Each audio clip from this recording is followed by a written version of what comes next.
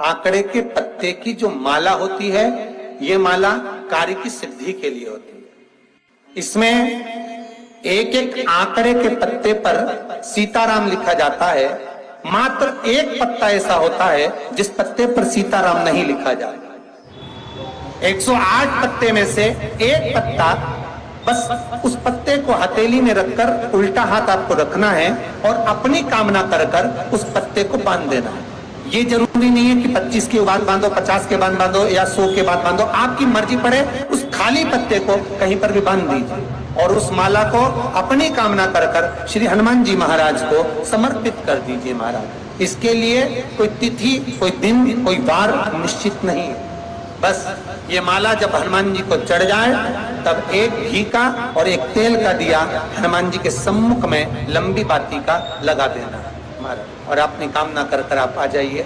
आपकी वो कामना 2.5 महीना या 3 महीना, इससे ज्यादा नहीं जाएगा, वो कामना बाबा पूरी करेगा। क्योंकि शिव और हनुमान ये सब एक ही स्वरूप है। यदि एक सत्पुरुष है, एक पतिव्रता नारी है और एक भक्त यदि अपने मोहल्ले में, अपनी कॉलोनी में, अपने नगर में, अपने गांव में, अपने क्षेत्र में कोई है, तो ये निश्चित है उस गांव का कभी विनाश नहीं हो सकता। वो गांव फलता फूलता ही रहता।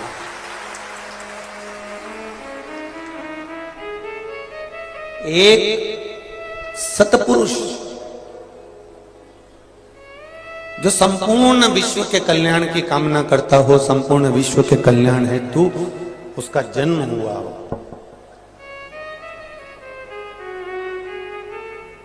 एक पतिव्रता नारी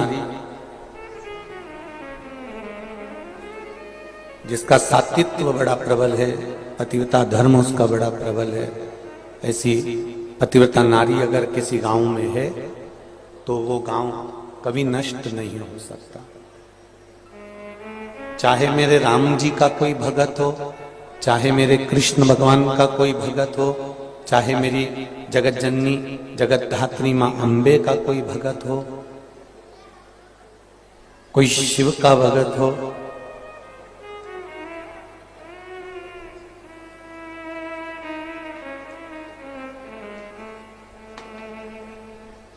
कोई भी एक भगत भी अगर अपने गांव में निवास कर रहा है, अपने नगर में, अपने मोहल्ले में, अपनी कॉलोनी में, अपने क्षेत्र में रह रहा है, तो समझ लेना कि उस नगर का, उस कॉलोनी का कोई बाल बांका नहीं कर सकता।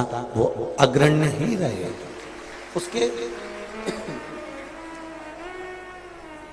उसके भक्ति के बल पर उसको सुख का अनुभव होता है।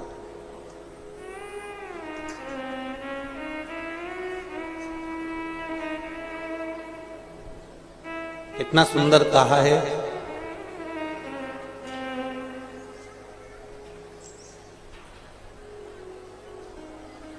व्यसनियों के साथ में रहोगे, व्यसन करने वाले के साथ में रहोगे तो व्यसनी ही बनोगे।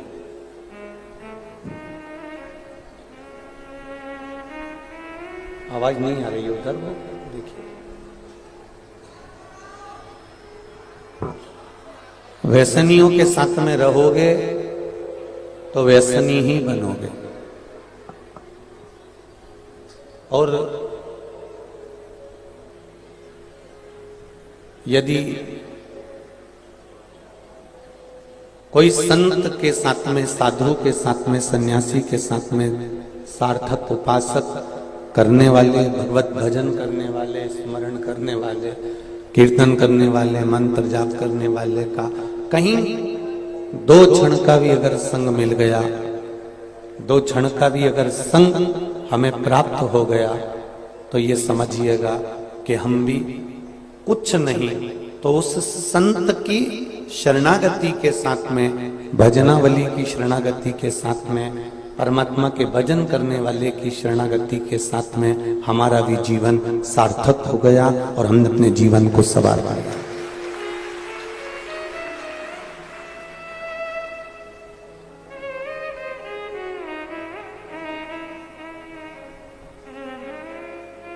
एक माता जी आज हमसे कह रही थी, गुरुजी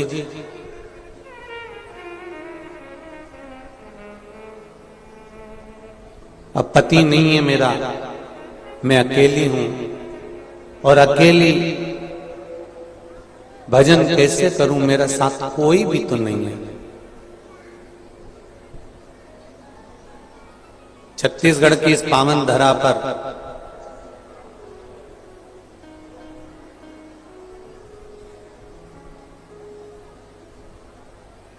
छत्तीसगढ़िया माता की ये पावन धरा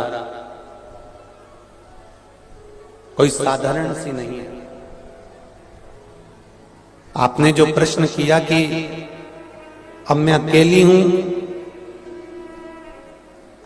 अकेले भजन कैसे करूं, तो उनसे निवेदन है, जब हम भजन करने बैठते हैं, माला जपने के लिए बैठते हैं, तो कौन कहता है कि तुम अकेले रहते हो? 108 मन के तुम्हारे साथ हर पल हर घड़ी रहते हैं। जिन 108 मनके को पकड़कर तुम भगवान का भजन करती हो, और अगर 108 मनके को पकड़कर भजन नहीं भी करती हो और भगवान शंकर को अगर एक लोटा जल चढ़ाती हो, श्री शिवाय नमस्तुभ्यम का जाप करते हो, या भगवत स्मरण में कैसे भी डूबे हुए रहते हो, तो आप अकेले नहीं हो। जिस भगवान की हम आराधना कर रहे हैं, हम यदि राम की आराधना कर रहे हैं, हम यदि कृष्ण की आराधना कर रहे हैं, हम यदि दत्त की आराधना कर रहे हैं, हम यदि देवी की आराधना कर रहे हैं, तो हम अकेले नहीं रह सकते। हमारे साथ वो देव अधिदेव महादेव हर पल हर घड़ी हर क्षण रहता है।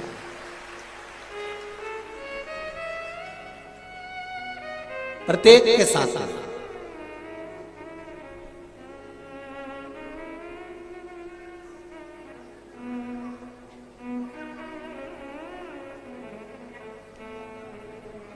यहां जितने भी लोग बैठे हैं, इनको बैठना आता है। जितने लोग आस्था चैनल पर कथा सुन रहे हैं, जितने लोग फेसबुक यूट्यूब पर कथा सुन रहे हैं, और जितने लोग बाहर रोड पर कथा सुन रहे हैं, और जितने लोग यहाँ वहां बैठकर कथा सुन रहे हैं, या जो कथा नहीं सुन रहे, संसार के लोगों को बैठना आता है। कुर्सी पर, जमीन पर, सोफे पर, आपको जहां कालीन पर, गादी पर, ऐसा नहीं है कि बैठना नहीं आता, आप सबको बैठना आता है। बैठना सबको आता है, पर उसको ये नहीं मालूम पड़ता मरते मरते तक भी कि बैठना कहां पर है, किस जगह पर बैठना। बैठना सबको आता है, पर किस जगह पर बैठना है वो उसको नहीं आता। किसी दुकान पर जाकर बैठना, किसी व्यसन वाले के पास बैठना, किसी जुआरी के पास बैठना, किसी मांसाहार वाले के पास बैठना, किसी मदिरा पान वाले के पास बैठना, ये बैठना आप कहां बैठ रहे? बैठने को तो कहीं पर भी बैठ सकते हो, पर बैठने का भी कोई स्थान होता है।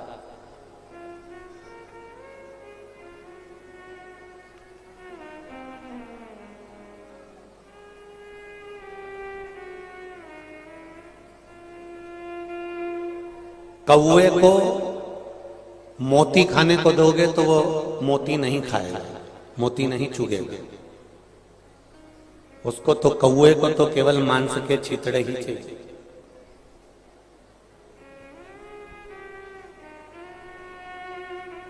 कौवे को केवल मांस के छितड़े चाहिए।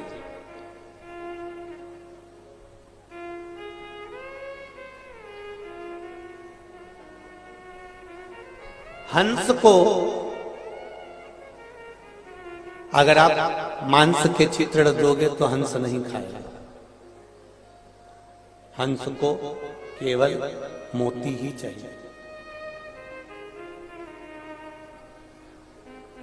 शेर भूखा मर जाएगा, पर घास जम के बोलो नहीं खाएगा।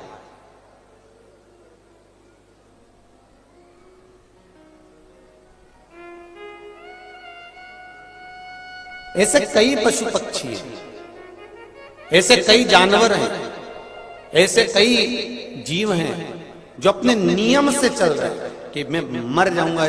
चकवा चकवी हुए, कोई स्वाति का बूंद का पानी पीते हैं, कोई कैसा आप जीवन जीते हैं? कोई कोयल, कोई कौवा, कोई तोता, कोई पशु, कोई शेर, कोई घोड़ा, कोई गौ, इन सब का स्वरूप देखिए कि ये अपने नियम से जीते हैं।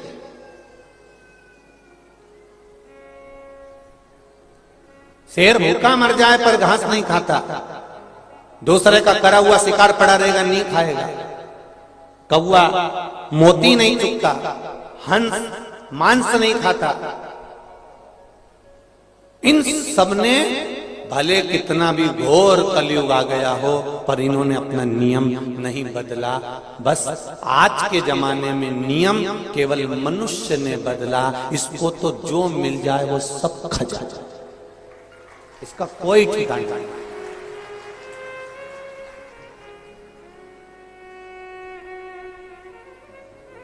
इसका कोई ठिकाना नहीं है कि इसको केवल रोटी ही चाहिए, समय पड़े तो ये ठेले पे चले जाए, समय पड़े तो व्यसन की वस्तु खा जाए, समय पड़े तो मांसाहार कर जाए, इसका ठिकाना नहीं है।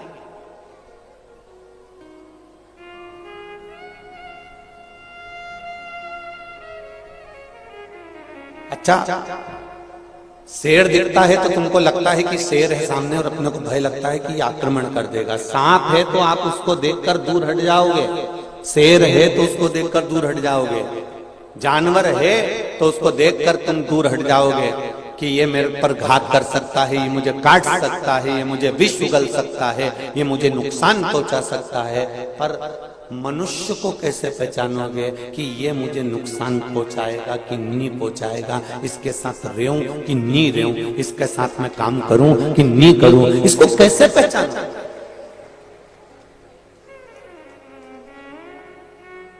परमात्मा नहीं पहचान पाया इस मानव को जन्म देने के बाद। एक बार लक्ष्मी जी ने भगवान विष्णु से कहा, पार्वती जी ने भगवान शंकर से कहा, जैसे मूर्ति बनाने वाले होते हैं, लक्ष्मी जी की मूर्ति बनाते हैं, गणेश जी की मूर्ति बनाते हैं, देवी जी की मूर्ति बनाते हैं। अभी तुमने दीपावली पे देखा होगा, इतनी बड़ी बड़ी लक्ष्मी जी लेकर आए होंगे, उन मूर्तियों को अलग से नहीं बनाया। तो पार्वती जी ने शिव जी से कहा, एक काम करो ना, मूर्ति वाले जैसे काम करो, एक सांचा तैयार कर लो, उस सांचे में इनको ढाल दिया करो, निकाल दिया करो एक जैसे, उसमें क्या दिक्कत है? ये अलग अलग डिजाइन का क्यों पैदा करते हो? इतने बैठे हो, लाखों की संख्या में आए हो, कोई छोटे मोटे नहीं आए हो, लाखों की संख्या में।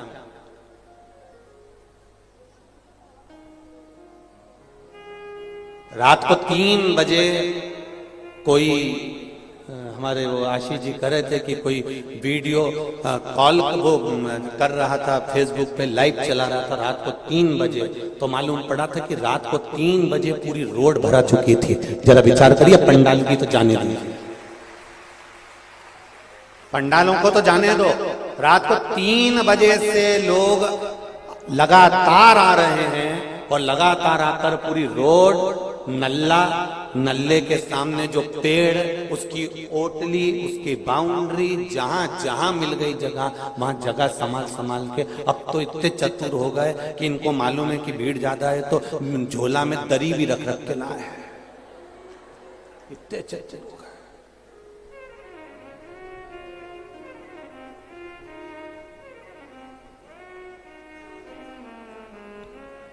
इतनी संख्या में आए हो, जरा विचार करिए,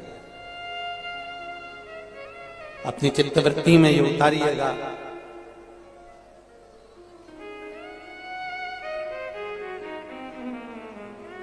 कि हम मानव की देह तो प्राप्त कर ली है, इतने लोग बैठे हुए हैं, एक दूसरे का चेहरा देखकर बताना कोई एक दूसरे से नहीं मिलता, सबकी डिजाइन अलग अलग है। जरा विचार करना, मेरे परमात्मा ने इतने बनाने में कितना समय लगाया होगा।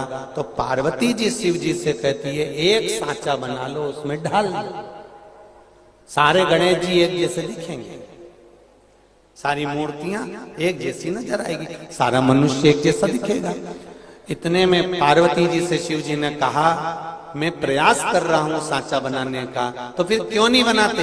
ये नए नए डिजाइन के क्यों पैदा कर देते हो?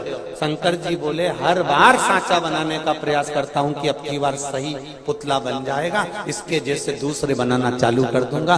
पर जन्म देने के बाद उसको जब पृथ्वी पर भेजता हूं, माता के गर्भ में उल्टा लटका रहता है, दोनों मुष्टिकाएं बंद होती है और कहता है मुझे गर्भ से बाहर निकाल दो, मैं भजन करूंगा, भजन करूंगा, और गर्भ से निकलकर मैं तो भोजन करूंगा, भोजन करूंगा चालू हो जाता है। तो बड़ा सोचना पड़ता है। भगवान कहते मुझे सोचना पड़ता है कि मैंने बनाया सांचा था, मैंने सोचा था कि अब इसके जैसा सारा संसार बना दूंगा, पर मुझे क्या मालूम था कि ये नीचे जाके फिर गड़बड़ हो जाएगा। भेजा था भजन के लिए, लग जाएगा भोजन में। भेजना था सत्संग में, पहुंच गया सिनेमा में।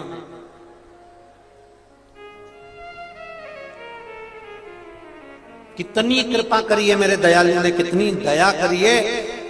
हाथ दिए सेवा के लिए, दान के लिए, नेत्र दिए दर्शन के लिए, मुख दिया भजन के लिए, कर्ण दिए श्रवण के लिए।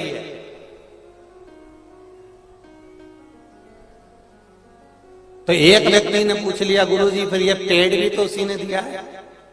तो हमने कहा दिया, उसमें क्या दिक्कत है? शरीर पूरा उसने बनाया है तो पेट भी उसने दिया।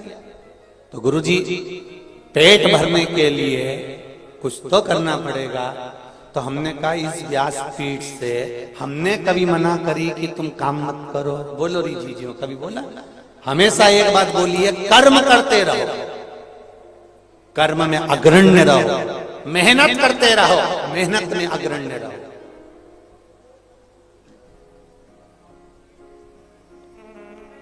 जब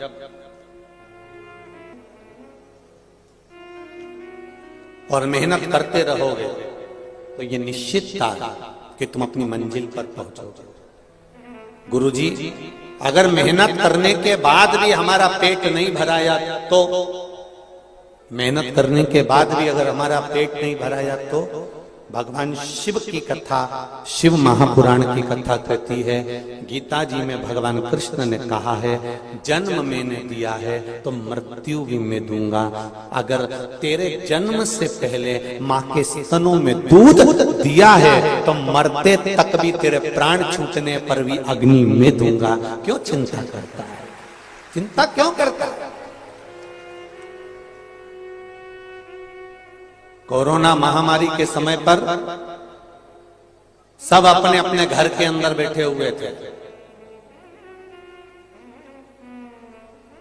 और वो हॉस्पिटल में काम करने वाले डॉक्टर भी अगर किसी मरीज को देख रहे थे तो पूरी सेफ्टी के साथ देख रहे थे। बोलो सही है कि गलत है? पर उन डॉक्टरों के हॉस्पिटल में डॉक्टर भी अपना काम कर रहे हैं, पर उनके साथ में जो छोटे छोटे लोग जो झाड़ू लगाने वाले हैं, पोछा लगाने वाले हैं, स्वीपर हैं, सफाई करने वाले हैं, जिनको भगवान श्री हरि ने अपना बनाकर रखा है, जिनको अपना बनाकर रखा है, ऐसे भगवान श्री हरि के जो स्वरूपवान हैं, ऐसे छोटे छोटे जिनको हम लोग नकार देते हैं, जिनको हम कह देते हैं हम ब्राह्मण, हम क्षत्रिय, हम वैश्य, ये शूद्र हैं, उस जगह पर अगर देखा जाए तो जो छोटे छोटे थे झाड़ू लगाने वाले, पोछा लगाने वाले, वो इतना नहीं डर रहे थे। घर का बेटा अंतिम संस्कार करने नहीं आया तो मेरा नारायण उनका रूप रखकर आया और वो अंतिम संस्कार कर गया। इसलिए उनको हरि के जन कहते हैं, जो परमात्मा का स्वरूप है। और आज के जमाने में हम उनको नकार देते हैं। आज के जमाने में हम कह देते हैं ये ब्राह्मण है, ये क्षत्रिय है, ये वैश्य शूद्र है। हमने भेदभाव की भावना उत्पन्न कर ली है, पर हमारा सनातन धर्म कभी भेदभाव नहीं देता। हमारा सनातन धर्म कभी ये नहीं कहता कि ये बड़ा है कि वो छोटा है। हमारा सनातन धर्म कहता है ये मनुष्य का जो शरीर है, ये मानव का जो शरीर है, ये परमात्मा ने दिया। परमात्मा ने ये कहकर नहीं भेजा कि तुम ये बनोगे कि वो बनोगे। परमात्मा ने तो केवल अपना एक मानव का शरीर दिया था। सनातन धर्म में जन्म दिया था, सनातनी बनाकर पैदा करा था, और उस परमात्मा ने कहा था कि जिस समय पर जिस पल जो जरूरत पड़े उस समय पर वो कर्म कर दे।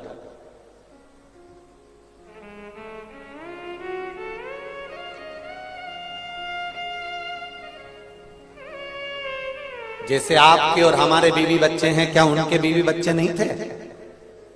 वो भी तो संभालते थे, वो भी तो शमशान तक लेकर जाते थे, वो भी तो एम्बुलेंस चलाते थे।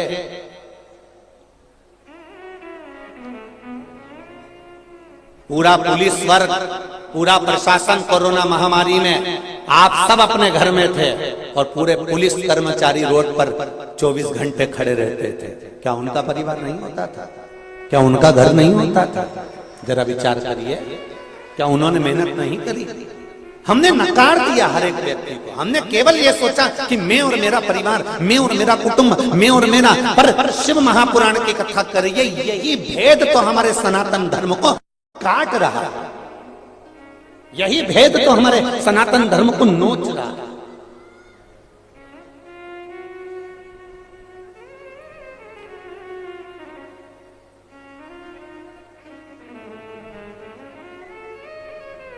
सबसे बड़ा सुख है हमारी एकता में, सबसे बड़ा आनंद है हमारी एकजुटता, हमारा संगठन, हमारी एकजुटता, हमारा संगठन। आज इतनी संख्या में आप लोग आए हो, लाखों की संख्या में पहुंचे हुए हो, ये आपका संगठन ये दिखाता है। और एक बात और कहना चाहूंगा आज इस व्यासपीठ से, जब आप इतनी संख्या में आए हो तो रायपुर के कई लोग तो अपने घर से निकलना नहीं चाह रहे थे, तो भी आधी रात को आके 10 बजे के बाद अपनी पत्नी को गाड़ी पे लाकर देख रहे हैं आखिर ये हो क्या रहा है।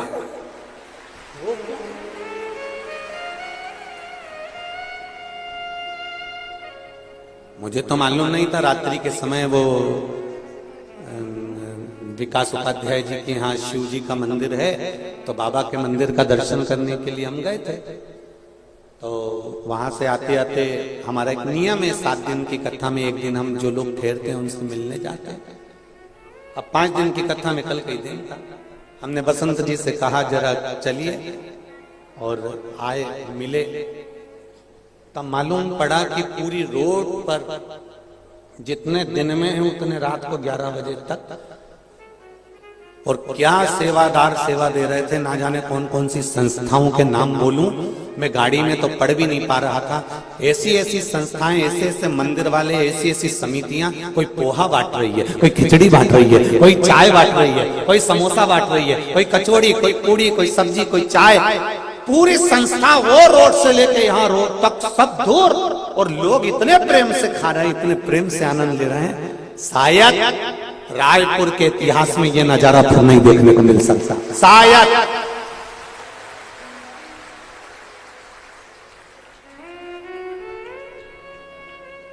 ये नजारा देखने को नहीं मिल सकता जो देख लिया।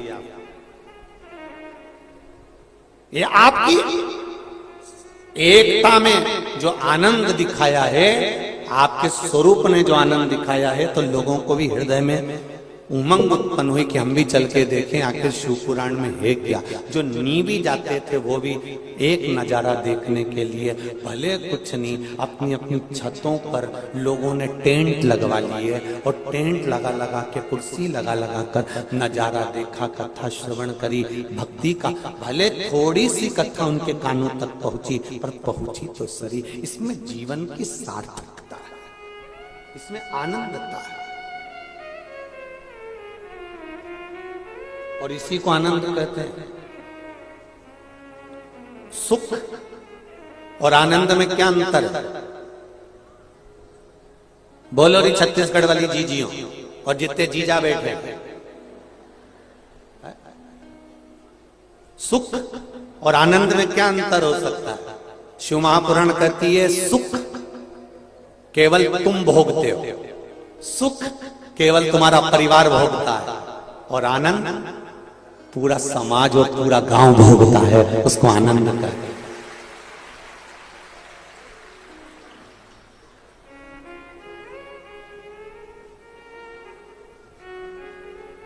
बसंत कुमार जी ये कथा को छोटे रूप में भी करा सकते थे, कह सकते थे गुरुजी हम कथा करवाएंगे तो हम हमारे हॉल में सुनेंगे, हमारे घर में सुनेंगे। तो वो सुख था, वो केवल सुख था कि स्वयं के लिए जो लिया गया, स्वयं की गाड़ी, स्वयं का आनंद, स्वयं का सुख, वो सुख है। पर आनंद किसको कहा गया है? नहीं। अगर कथा हो रही है तो पूरा जितना भी रायपुर का लोग है और आसपास का लोग है वो आए और इस कथा का आनंद लेकर जाए। जब आनंद लेकर जाएगा तो ये निश्चित है एक पोलियो की दवाई एक बार पिलाई जाती है और पूरी दूर अलाउंस होता रहता है। क्या बोलते हैं? जन्म लिए बच्चे से लेकर 5 वर्ष तक के बच्चे को पोलियो की दवाई निशुल्क पिलाई जाएगी। जो बच्चा पोलियो की दवाई नहीं पिएगा वो हाथ पैर से विकलांग, बोलो बोलो जम के, हो जाएगा। तो जैसे ये गवर्नमेंट कहती है कि जन्म लिए बच्चे से लेकर 5 वर्ष तक के बच्चे को पोलियो की दवाई पिलाई जाएगी, जो नहीं पिएगा वो हाथ पैर से विकलांग हो जाएगा, वही तो हम भी कह रहे हैं। जिसका जन्म नहीं हुआ, जो गर्भ में पड़ा हुआ है, उससे लेकर जो मर रहा है उस तक के व्यक्ति को शिव महापुराण की कथा सुनाई जाएगी। पोलियो की दवाई नहीं पियोगे तो हाथ पैर से विकलांग हो जाओगे, और शिव महापुराण की कथा नहीं सुने तो अपनी चित्त वृत्ति से, अपने सनातन धर्म से भी तुम विकलांग हो जाओगे। इसलिए सुनो और अपने जीवन में धारण करो। ये जीवन का रसतत्व देने वाली है, ये आनंद देने वाली है। क्या मिला है? जितने लोग इस कथा को सुन रहे हैं, चाहे रोड पर बैठ के सुने, चाहे कहीं एक और बैठकर सुने, चाहे बिल्डिंगों पर बैठकर सुने, चाहे पंडाल में सुने, चाहे आस्था चैनल, चाहे फेसबुक यूट्यूब पर सुनो, क्या मिला? क्या दिया भोलेनाथ ने तुमको? ये हमको नहीं मालूम, पर इतना जरूर जानते हैं, ये मेरा विश्वास कहता है कि मेरे भोलेनाथ ने तुमको क्या दिया और 3 महीने में क्या देगा, ये अगली कथा के जो पत्र आएंगे उसमें तुम्हारा पत्र बताएगा कि क्या दिया तुमको, शिवजी ने क्या प्रदान करा तुमको। इतनी लंबी कथा में हम बहुत सारे पत्र नहीं पढ़ पाते, जो पत्र सामने आता है उसको पढ़ लिया, रख दिया। बहुत सारे पत्र हैं, एक नहीं, संतान जिनकी यहाँ हुई है उनके कम से कम 50-100 पत्र आते हैं। जिनको थोड़ा बहुत भी आराम लग जाता है उनके भी 100 पत्र आ जाते हैं। छोटा मोटा पत्र पढ़ते हैं, बाकी के सारे पत्र नियम है, इन पत्रों को हम लेकर नहीं जाते। इन पत्रों को पीछे ढेर लगा होगा, या पीछे ढेर लगा होगा पत्रों का। सब पत्र आपके गांव के लोगों के लिए, आपके लिए छोड़ कर जाते हैं। और इन पत्रों को एक बार जब भी मौका मिले, मेरा निवेदन है उन पत्रों को जरूर पढ़ना और उनको फैलाकर उनका फोटो भी भले तुम खींच लेना। इन पत्रों में जितने भी पत्र हैं, सब पत्रों में जो आपको बाबा ने दिया है उसका व्याख्यान वर्णन आपने इन पत्रों में किया है। जो दिया वो आपने इन पत्रों में किया, दिया सब यहीं पड़े।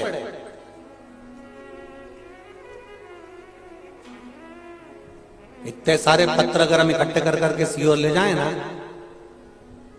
तो एक अलग से घर बनाना पड़ेगा इनको धरने के लिए। ये अलमारी मलमारी में आने वाले नहीं है, इनको रखने के लिए एक अलग से घर बनाना पड़ेगा। इसमें रखते जाओ रखते जाओ रखते जाओ रखते जाओ। एक पत्र देखिए,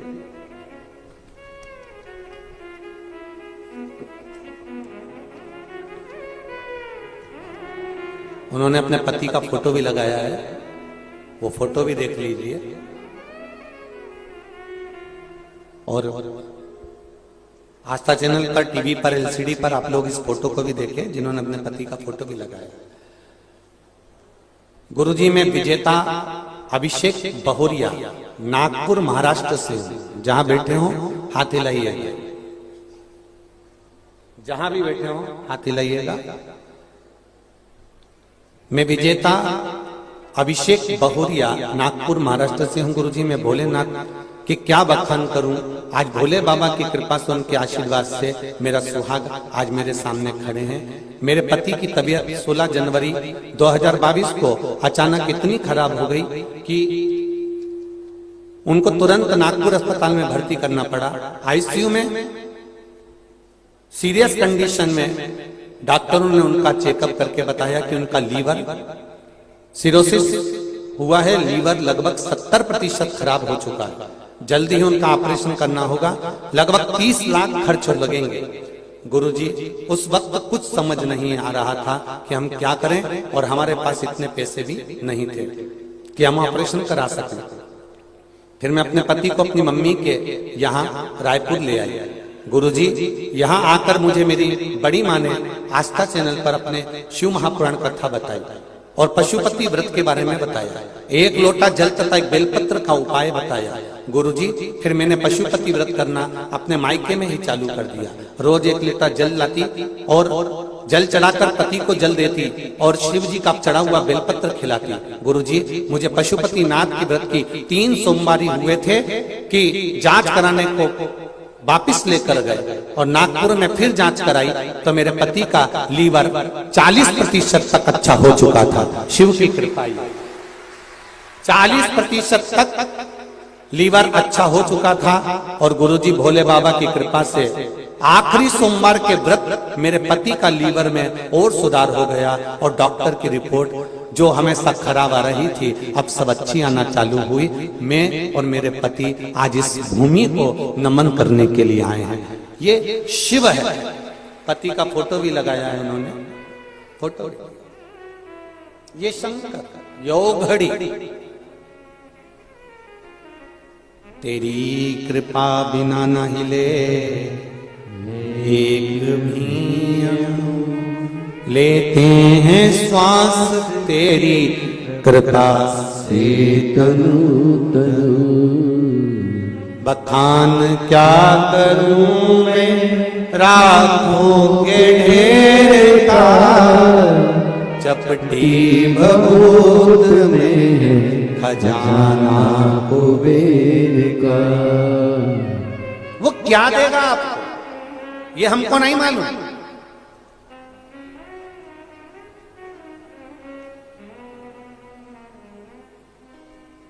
और फिर निवेदन करते हैं, ना हमको चमत्कार करना आता है, ना हमको मंत्र साधना आती है, ना हमारे पास में कोई बेल ना बहुती। हमारे पास तो केवल एक ही है सारी समस्या का हल, 1 लोटा जल। वो भी हमें दूसरे के हाथ का नहीं, स्वयं चढ़ाई, स्वयं खाएंगे, स्वयं का पेट भराए। स्वयं खाएंगे, स्वयं का पेट भराए। स्वयं भजन करेंगे, भजन का बल भी स्वयं प्राप्त हो। अपने लिए करो, अपने लिए। कोई दूसरा नहीं देगा। महाराज खूब आनंद के साथ में सुख में और आनंद में अंतर है। सुख खुद के लिए भोगा जाता है और आनंद सबके बीच में लिया जाता है। जैसे ये शिव महापुराण की कथा, ये आनंद का विषय है, आनंद का विषय। जब एक बूढ़ा बाप, जब एक बूढ़ा पिता वसीयत लिखता है ना, जब एक बूढ़ा बाप वसीयत लिखता है, सबको लिख देता है, बस एक को नहीं लिख पाता है। वो कोई दूसरा नहीं होता।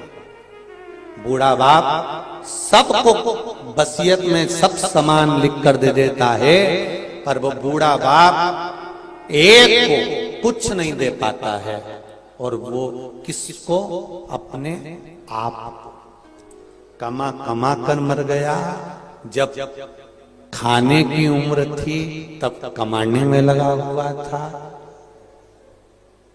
और अब जब आराम की उम्र आई है कि थोड़ा बहुत खा लूंगा, तो बीपी और शुगर ने ऐसा डामाडोल करके रखा है कि एक लड्डू भी नहीं खा सकता। शादी में जाता है, केवल लिफाफा देकर आ जाता है, नहीं खा पाता। ये जीवन। मेरा जितने नवयुवक बेटा बेटी बैठे हैं यहाँ, जितनी बहुएं बैठी हुई हैं, भले दूसरी कथाओं में बुजुर्ग लोग जाते होंगे, बूढ़े लोग जाते होंगे, पर मेरा विश्वास कहता है यहाँ छोटे से छोटे बच्चे से लेकर बुढ़े से बुढ़ा व्यक्ति कथा श्रवण करने आता है। यहाँ नवयुवक बेटा बेटियां, यहाँ मेरे भाई बैठे हुए हैं,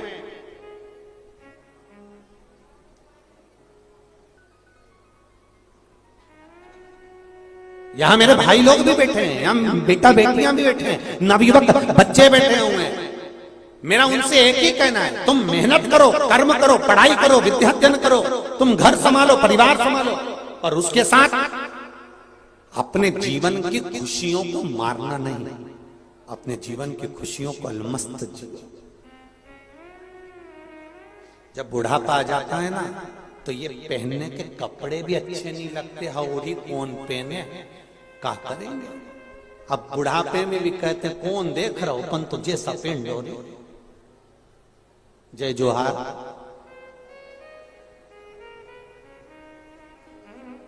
जय जोहार।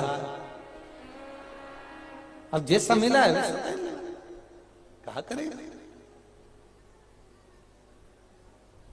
बुढ़ापे में एडजस्ट करना पड़ता है। बहू ने रोटी ला कर दी, सब्जी ला कर दी, अभी तक जब तक तुम युवान अवस्था में हो, तुम्हें जो अच्छा लगता है तुम बनाते हो।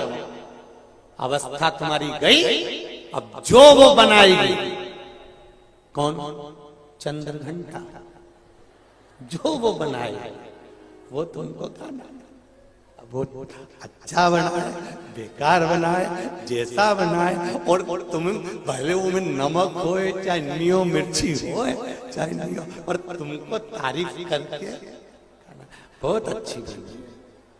दिवाली पे उसमें गुलाब जामुन बनाई और मालूम पड़े ऊपर का गुलाब गायब था, अंदर ऐसी गठान जैसी जामुन जामुन भरी हुई थी। सास को ला कर दी, मम्मी मम्मी लो। मम्मी ने कहा बेटा क्या है ये? मम्मी गुलाब जामुन है।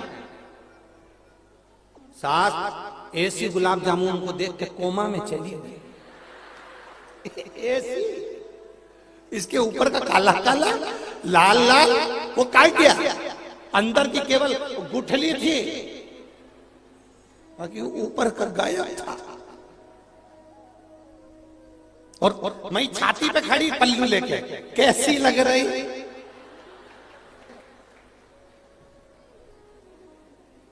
खाओ तो, अब बेचारी आदि तो कोमा में पड़ी है, कैसे खाओ। इतने में सास ने पूछ लिया मावा कहां से आया था? इनसे मंगवाया था। अच्छा, मेरा बहुत मन कर रहा था एक बार गुलाब जामुन बना के खिलाऊं तुमको। सास ने बोला अभी खिलाने मना नहीं है, पर मैं मर जाऊं ना, उसके बाद में पंडित जी को जब भोजन कराने बुलाया 16 श्राद्ध में, तब कभी मत खिलाना। उसने पूछा मम्मी क्यों? मम्मी बोली मैं कहीं पे भी होंगी ना, मैं से बद्दुआ दूंगी। ऐसे गुलाब जामुन खिलाई, ऐसे खिलाई। अरे भगवान, अवस्था जाए तब कौन पूछेगा कि तुमको क्या अच्छा लगता। बुढ़ापा आएगा तब कौन पूछेगा कि तुमको क्या अच्छा लगता। सब अपने कमरे का इंटीरियर कराएंगे, सब अपने कमरे का डेकोरेशन करेंगे, बहुएं अपना कमरा साफ करेगी, पर डोकरी तेरे कमरे में कोई नहीं आएगा, तू अपना कमरा का साफ कर। कौन करेगा? और जितना सुंदर कमरा बहू का, बेटों का और घर के बुजुर्ग का कमरा, तुम सब, आवाज नहीं आ रही क्या? आ रही है ना? ठीक है। कौन कौन जाना, किसने जाना, कौन जाना? एलईडी बंद है क्या? चल रही है बस, ठीक है। पीछे आवाज नहीं जा रही है? उधर आवाज नहीं जा रही है, देखिए उस साइड से आवाज नहीं आ रही है क्या? पीछे आवाज खोलिए।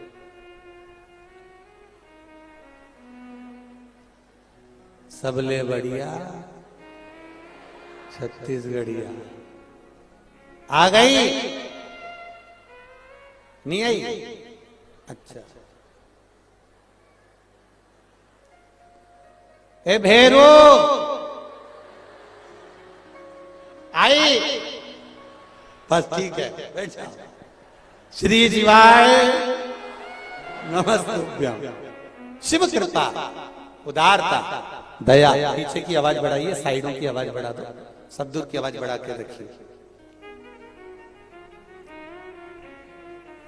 रात को 3 बजे के आए, ठंडी हवा भी चली होगी, कान थोड़े से दिक्कत है, तो थोड़ा आवाज थोड़ा बढ़ा के रखो। और हे, आज तो विराम का दिवस है, आनंद के साथ आप सब श्रवण करो अपने जीवन की सार्थकता। अवस्था आपको यहां वहां भटकाए, परंतु शिव कथा कर रही है सबको वसीयत लिखी जाएगी, पर अपने लिए वसीयत नहीं लिखी जाएगी। शिव पुराण कर रही है, शंकर की कथा कर रही है। इसलिए जो तुम कमा रहे हो, कमाने की मना नहीं है, खूब मेहनत करो, दिल से करो, जितने तुम्हारे शरीर की कैपेसिटी है उससे ज्यादा करो, मना नहीं है। खूब कमा, और जितना कमा सकते उतना कमा, पर निवेदन है उस कमाई का थोड़ा सा अंश अपने ऊपर भी खर्च करते चलो, जिससे तुम्हारा जीवन सार्थक होता है। सार्थक। बेटे को मोबाइल दिलाया 60,000 का, 30,000 का, 40,000 का। बेटी को मोबाइल दिलाया 30, 40, 50,000 का। कपड़े भी एक से बढ़कर एक दिलाया। पर एक बुजुर्ग माता पिता अपने बच्चों को सब कुछ देते चले जाते हैं और खुद उस सुख को नहीं भोग पाते हैं। मोबाइल लेंगे तो बेटा बस 5-10 हजार का ला देना, मेरे को दे देना, मेरे पास छोटा सा है, वो चल रहा है, आवाज आ रही नहीं आ रही, उसको कोई मतलब नहीं। बस वो हमेशा करता है तो दूसरे के लिए करता है। करो करो अपने बच्चों के लिए, हम वो भी मना नहीं करते, करो, पर थोड़ा अपने लिए भी करिए। राम राम रटते रहो जब तक घट में प्राण, कबहु तो दीन दयाल के भनक पड़े। एक बार श्री गौतम बुद्ध जी को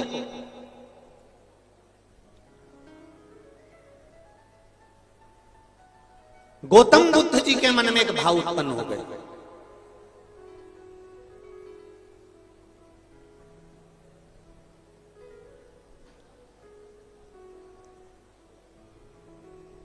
गौतम बुद्ध जी ने विचार करा, मुझे जीवन में ऐसा कोई लक्ष्य, ऐसी कोई साधना,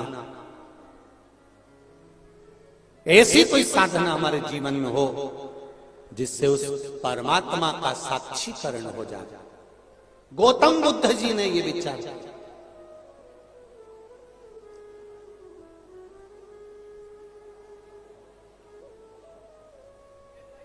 और गौतम बुद्ध जी ने यह विचार करा कि ऐसी कोई तप साधना, ऐसा कोई साधना करा जाए, ऐसी कोई साधना करी जाए जिससे परमात्मा का साक्षीकरण हो जाए, परमात्मा का साक्षी तत्व हमारे सम्मुख में आ जाए।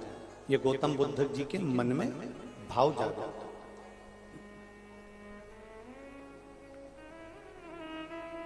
जरा ध्यान दीजिएगा कथा की ओर। भगवान राम जी के मन में जब भाव उत्पन्न हुआ तो उन्होंने शंकर भगवान की आराधना की। भगवान कृष्ण के मन में जब भाव उत्पन्न हुआ तब उन्होंने भगवान शंकर की आराधना की। भगवान गणेश जी के मन में भाव उत्पन्न हुआ तो उन्होंने शंकर जी की आराधना करी। कार्तिकेय जी के मन में भाव उत्पन्न हुआ तो उन्होंने शंकर जी की आराधना करी। पार्वती जी के मन में भाव उत्पन्न हुआ तो उन्होंने शिव जी की आराधना करी। गौतम बुद्ध बाबा के मन में जब परमात्मा की साक्षीकरण करने का भाव उत्पन्न हुआ तो उन्होंने भी शंकर भगवान की शरणागति ग्रहण करी। और गौतम बुद्ध बाबा काशी के पास में सारंगनाथ मंदिर के पास जाकर बैठ गए। कौन से मंदिर के पास? जम के बोलो जरा। काशी के सारंगनाथ मंदिर के पास में गौतम बुद्ध बाबा जाके बैठ गए।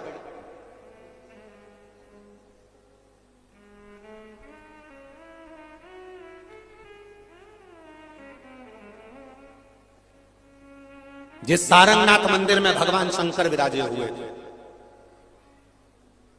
जिस सारंगनाथ मंदिर में भगवान शिव बैठे हुए थे, जिस सारंगनाथ मंदिर में भगवान शंकर का शिवलिंग था, और पास में एक सुंदर बावड़ी बनी हुई थी। सारंगनाथ मंदिर के पास में एक सुंदर बावड़ी है, और वहीं देवाधिदेव महादेव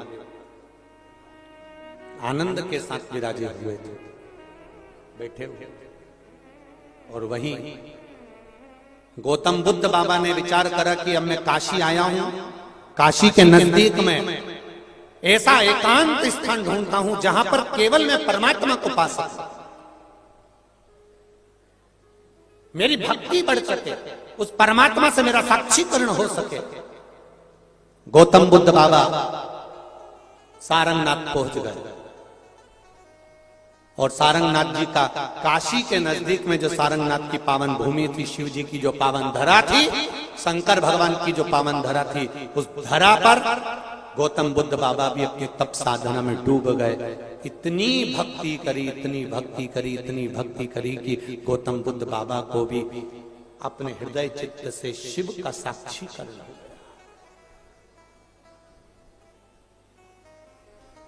फिर निवेदन करना, राम जी ने भी शिव की आराधना करी है, कृष्ण ने भी शिव जी की आराधना करी है, गौतम बुद्ध बाबा ने भी शिव की आराधना करी है, गणेश जी ने भी शिव की आराधना करी है। ऐसा कोई देवता नहीं कि जो शिव के साथ में नहीं जुड़ा हो, शंकर जी के साथ नहीं जुड़ा हो।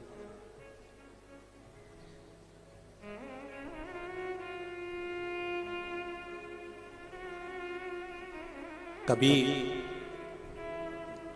गौतम बुद्ध बाबा का जीवन चरित्र भी हमको बताता है कि गौतम बुद्ध बाबा भी काशी में गए तो एकांत में जाकर उन्होंने साधना करना प्रारंभ कर दिया। जब हम भी तीर्थ में जाएं, सत्संग में जाएं, कथा में जाएं, भजन में बैठे तो थोड़ी शरणागति एकांत की धारण करें। एकांत की शरणागति धारण करें और उसका सुख अपने आप प्राप्त हो।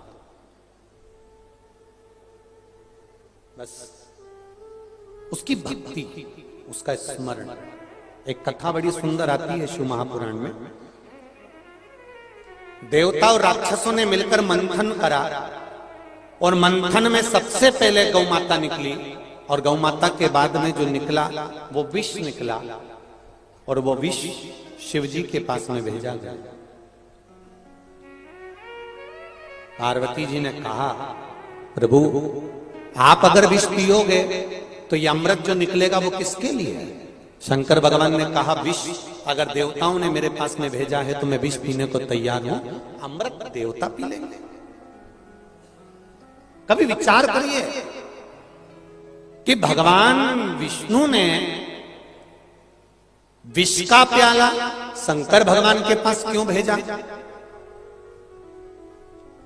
भगवान विष्णु ने वो विष का प्याला अपने पास क्यों नहीं रखा? क्योंकि जैसे हमारे घर में चूहा मारने की दवाई लाओ, पेड़ पौधों पे छिड़कने की दवाई लाओ, तो उस पे लिखा रहता है बच्चों के हाथ से ऊंची रखना।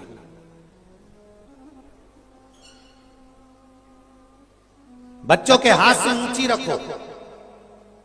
भगवान विष्णु ने भी सोचा ऊंचा रखना है इस विष को, तो कैलाश पर पहुंचा तो शंकर जी के पास में बहुत ऊंचा रहेगा, कोई धारण नहीं कर पाएगा। अगर नीचे रह गया तो संसार के लोग इसको पी लेंगे और बर्बाद हो जाएंगे, तो वो विष शिव जी के पास भेजा। शंकर भगवान ने विष का कटोरा उठाया, शिव जी ने विष पीना चालू करा। विष पीते पीते शंकर भगवान के मुख से थोड़ी सी बूंद पृथ्वी पर गिर गई, जिससे भांग धतूरा उत्पन्न हो गया।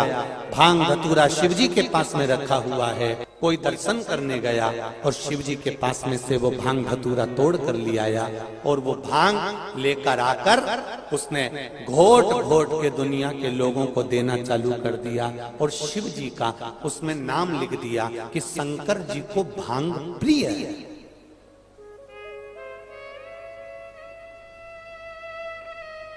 ये इतनी बड़ी 24,000 श्लोक की शिव महापुराण की कथा है।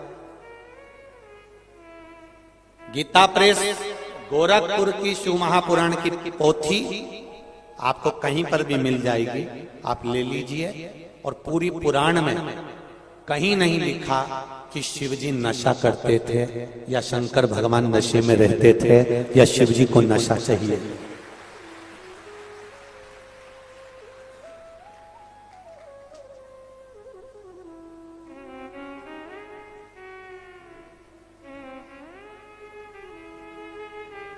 गीता प्रेस गोरखपुर की, अरे कितनी कितनी सुंदर बात है। गीता प्रेस गोरखपुर की शिव महापुराण की किताब, पोथी, ग्रंथ, कथा आपको मिल जाएगी कहीं पर भी। आप उसको ले आइए और पढ़िए। और कहीं पूरी पुराण में, कहीं शिव महापुराण के अंतर्गत कहीं अगर लिखा हो कि शिव जी नशा करते थे, शंकर भगवान नशे में रहते थे, तो जरूर बताना। किसी पुराण में, चाहे भागवत हो, रामायण हो, गीता हो, किसी पुराण में शिव जी के नशे का वर्णन नहीं है साहब। वो तो दुनिया के लोगों को नशा करना था, इसलिए शिव जी का नाम बदनाम कर दिया उन्होंने, शिव को नशे में। कारण भांग पियोगे तो घर के लोग मना करेंगे, तो तुमने क्या कह दिया, शंकर जी का प्रसाद, शिव जी की बूटी है, शिव जी के पास। शिव जी से पूछा, आप भांग पीते हो? शिव जी बोले नहीं। नशा करते हो? नहीं। शंकर भगवान बोले, मुझे नशे की क्या जरूरत है, मैं दिन भर तो नेत्र बंद करके भगवान की भक्ति में डूबा रहता हूँ, राम कृष्ण की भक्ति में डूबा रहता हूँ। जब इतना बड़ा नशा मेरे अंदर पहले से भरा हुआ है तो दूसरे नशे की जरूरत ही नहीं पड़ती है। क्या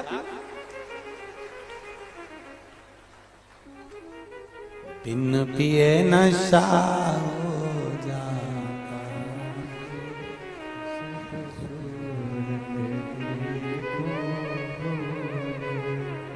शिव का भक्ति का नशा, भजन का नशा कोई कम होता है? पर बैठकर आज कथा के विराम दिवस में भगवान शिव जी से प्रार्थना करें, दिल की बात देव अधिदेव महादेव से कहें, मेरे ओघड़दानी, मेरे शिव, मेरे भोले बाबा, मेरे त्रिकालदर्शी, मेरे कैलाशी, मेरे अविनाशी भगवान शिव, मन की अभिलाषा पूर्ण कर भक्ति का संचार करिए, आपके चरणों की भक्ति दीजिए। श्री शिवाय नमस्तु, श्री शिवाय नमस्तु, श्री शिवाय नमस्तुभ्यं, श्री शिवाय नमस्तुभ्यं, श्री शिवाय नमस्तुभ्यं। भोला सब दुख काटो ओ भोला, सब दुख काटो। शिव शंकर जपो तेरी माला, बोले बाबा जपो तेरी माला, भोला सब दुख काटो।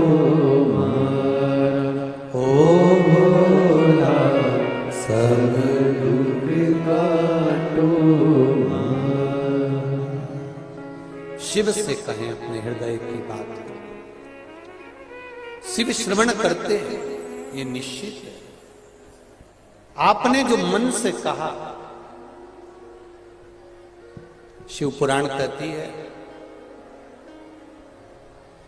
मंथन में विष निकला, वो विष शिव जी को भेजा है। शंकर भगवान ने कहा मैं नशा नहीं करता, ये भांग मेरे पास में पड़ी हुई है, क्योंकि मेरे मुख से जो विष गिरा था उसकी जो बूंदें नीचे गिरी हैं उससे उत्पन्न हुई है। नवयुवक बेटा बेटियों को सीख दी है मेरे भोलेनाथ ने कि नशा ये भांग या गांजा या मदिरा का नशा मूल नहीं है। नशा होता है परमात्मा की भक्ति का नशा, और वो नशा का दर्शन करना है तो यहां कर लीजिए। ये शिव कथाई का तो नशा है। यहां इतने लोग कथा श्रवण करने आए हैं, लाखों की संख्या में लोग यहां पहुंचे हैं, ये शिव कथा का ही तो नशा है। शंकर जी की कथा का रस तत्व क्या है? शिव महापुराण की कथा का नशा क्या है?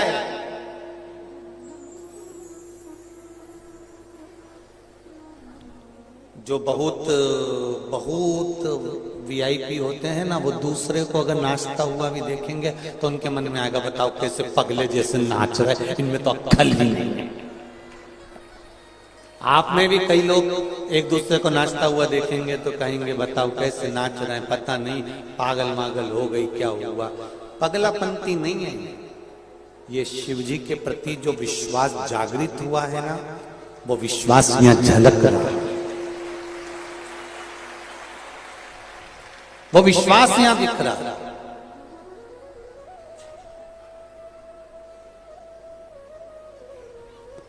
मदिरा का नशा रात को पियोगे सुबेरे उतर जाएगी, पर एक बार शंकर की भक्ति का जो नशा है, एक लोटा जल चढ़ाने का जो नशा है, बेलपत्री समर्पित करने का जो नशा है, शिव मंदिर जाने का, कथा सुनने का जो नशा है, ये जिंदगी भर नहीं उतरता, जीवन भर। एक माता ने अपनी बहुत पत्र तो बहुत सारे, बेटे की आंख का भी आया हुआ है, उसके भी फोटो लगे हुए, बहुत पत्र बहुत है, पर कुछ पत्रों का स्मरण।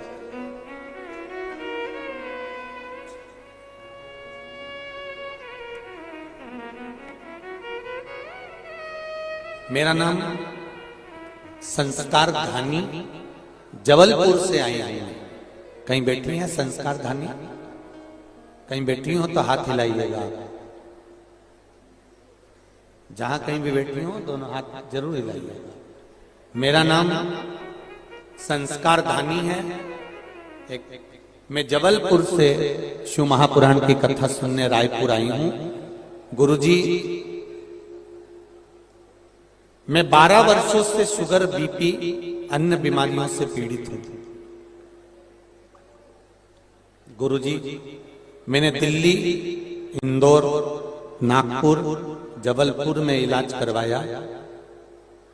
डॉक्टर की बार बार जांच के उपरांत भी कोई संतोषजनक रिपोर्ट नहीं आती थी। 2020 को मैंने आस्था चैनल पर देखा कि शिव महापुराण की कथा चल रही है। गुरुजी, मैंने लगातार शिव महापुराण की कथा सुनना चालू किया। गुरुजी, आपने तो बताया था पशुपति व्रत, 1 लोटा जल और 1 बेलपत्र, शिव जी को जल चढ़ाती, बेलपत्र लेकर आती और उस बेलपत्र को सुबह शिव जी के मंदिर के सामने ही शिव जी का शिवलिंग देखकर उसको खा लेते। गुरुजी, रायपुर आने के पहले 8/11/2022 को सारे टेस्ट करवाए। रिपोर्ट आने पर डॉक्टर ने कहा तुम्हारी सारी रिपोर्ट नॉर्मल आई है, अब तुम्हारा बीपी और शुगर भी लेवल में आ गया। यह शिव है। संस्कारी धानी जबलपुर बैठी है। उनने रिपोर्ट भी लगाई है पूरे डॉक्टरों की, आप देख सकते हैं। साथ में रिपोर्ट भी लगाकर भेजी है। और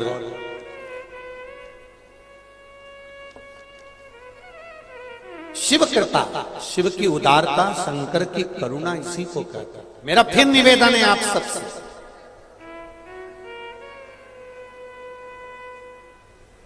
ये नहीं कि 2-3 महीने मंदिर जाओ, जाते रहो उसके दरवाजे। कई लोग सोचते हैं हम 3 महीने से मंदिर जा रहे हैं, हम 4 महीने से जा रहे हैं, हम 5 महीने से मंदिर जा रहे हैं, हम 6 महीने से मंदिर जा रहे हैं। एक निवेदन आप सबसे करूंगा, किसी किसी की फाइल बड़ी मोटी होती है तो भगवान को भी पढ़ने में थोड़ा समय लगता है और दुख काटने में भी समय लगता है। पढ़ेगा, काटेगा, अब जाते रहो उसके द्वार।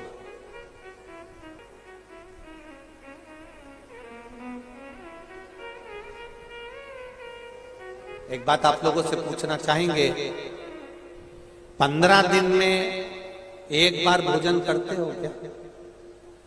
अरे बोलो तो जम के नहीं। 20 दिन में एक बार भोजन करते हो क्या? नहीं। अगर 20 दिन में एक बार भोजन करोगे तो कथा सुन पाओगे क्या? फिर शिव पुराण बचेगी कि गरुड़ पुराण बचेगी? जरा विचार करिए। 20 दिन में एक बार भोजन करा, चलो ठीक है, अब इतना भी ध्यान रखो। और तुमने सोचा 15 दिन डट के खा लूंगी और 1 महीना नहीं खाऊंगी, चलेगा? बोलते जाओ जरा जल्दी। नहीं चलेगा। भले इतना सा खाऊं परंतु मुझे रोज खाने को चाहिए, तब तो शरीर चलेगा, तब तो एनर्जी मिलेगी, तब तो बल मिलेगा। उसी तरह 20 दिन में एक बार जल चढ़ाकर ये ना सोचें कि शंकर जी हमारी सुन लेगा, या 15 दिन एक साथ चढ़ा लूं और 1 महीना नहीं चढ़ाऊं तो सोचे कि शिव जी मेरी सुनेगा। शरीर को एनर्जी, बल देने के लिए रोज भोजन जरूरी है, तो अपने दुख को समाप्त करने के लिए रोज 1 लोटा जल। 3 महीना चढ़ा लिया, 4 महीना चढ़ा लिया, ये विचार मत रखना कि अब नहीं चढ़ाऊंगी, अब मैंने इतने दिन चढ़ा के देख लिया, अब मैंने 1 महीने से चढ़ा रही हूं, मैं 3 महीने से चढ़ा रही हूं, मैं 4 महीने से चढ़ा रही हूं, मैं 6 महीने से चढ़ा रही हूं। नहीं नहीं नहीं, रोज जाओ उसके दरवाजे पर, रोज पहुंचो, रोज उसकी चौखट पर जाइए, रोज उसके द्वार जाइए।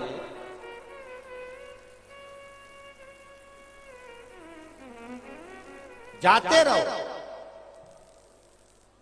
और जब रोज उसके द्वार जाते रहोगे, रोज उसकी चौखट पर जाते रहोगे, तो ये निश्चित है सुनेगा,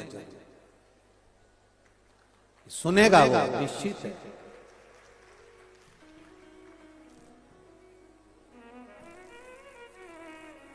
वो सुनेगा जरूर, ये निश्चित था।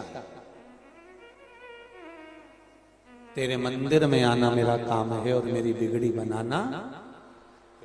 जाते रहो।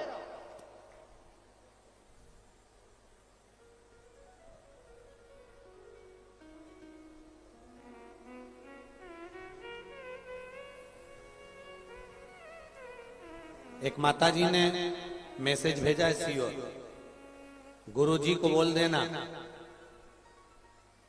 अब तो कह दिया है उनने कि भीड़ ज्यादा है, कथा में मत आओ। हम 6 महीने से इंतजार कर रहे थे, उसका क्या हुआ? गुरु जी से क्षमा चाहूं मेरी बहनों से और मेरे जी जाऊं से, दोनों से, पर व्यवस्थाओं को भी देखना पड़ता है। आपको और हमको प्रशासन का साथ देना चाहिए और उसके साथ रहकर कार्य करना चाहिए। ये हमारा कर्तव्य।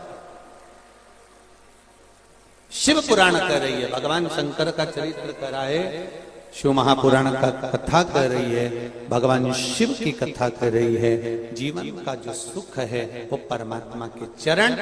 शिव नशा नहीं करते, भगवान शंकर की कथा में वो बल होता है, शंकर भगवान की पूजन में वो बल होता है, शंकर भगवान के अनुमोदन में वो बल होता है, शिव आराधना में वो बल होता है कि नशे की तो जरूरत पड़ती ही नहीं है। जो एक बार मंदिर जाना चालू कर देता है फिर उसका नियम बन जाता है, बेचैनी होती है। कई आप लोगों में ऐसे भी होंगे जो एक दिन अगर कथा नहीं आए ना तो मन नहीं लगता। आप में से कई लोग ऐसे बैठे होंगे जिनका मन नहीं लगता, फिर वो क्या करेगी, भले व्हाट्सएप पर सुनेगी या मोबाइल पे सुनेगी या फेसबुक यूट्यूब पर सुनेगी, पर सुनेगी, उसका मन ही नहीं लगता, उसका चित्त ही नहीं लगता, मन मान ही नहीं रहा। मैंने तेरे ही भरोसे ओ बाबा, तेरे ही भरोसे हवा बिच उड़ती जावांगी, बाबा डोर छठी नाम में कटी जावांगी, भोले में तेरी पतंग, शंभो में तेरी पतंग, हवा बिच उड़ती जावांगी, बाबा डोर हतो छठी नाम कटी जावांगी। आराधना में चित्त लगा, मंथन हुआ, विष शिव जी को मिला, शंकर भगवान ने विष धारण करा, नीलकंठधारी कहला गए। अच्छा, एक बात का विचार करिएगा, अपने भीतर चित्त में उतारिएगा, अपने मन में उतारिएगा कि शिव कथा कहती है जिन्होंने अमृत पिया उनका नाम आज तक नहीं चल रहा, पर जिनने विष पिया उसका नाम आज तक चल रहा।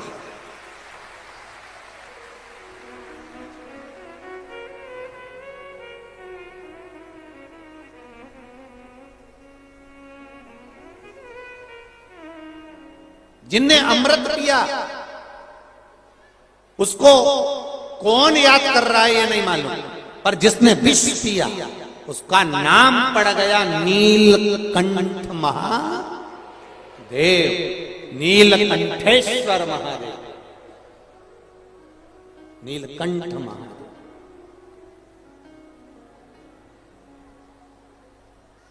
उसका नाम पड़ गया नीलकंठ महादेव, नीलकंठेश्वर महादेव। विचार करिएगा जरा, शिव तत्व को जानिएगा जरा, भगवान शंकर का अनुमोदन ध्यान में रखिएगा। विष पीने वाले को आज तक याद किया गया है।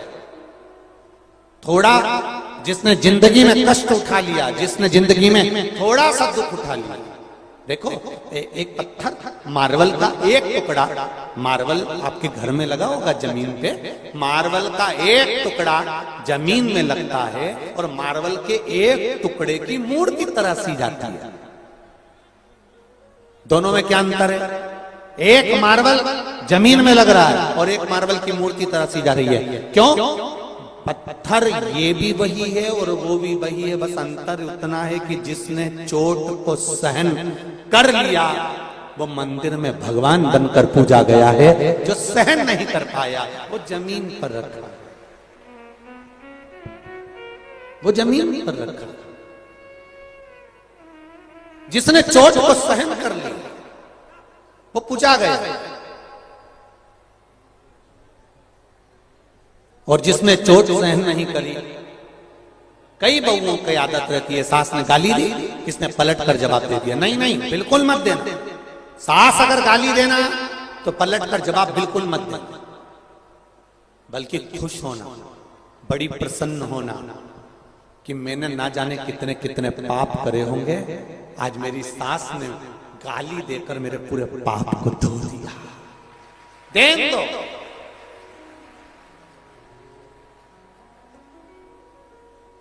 देन दो।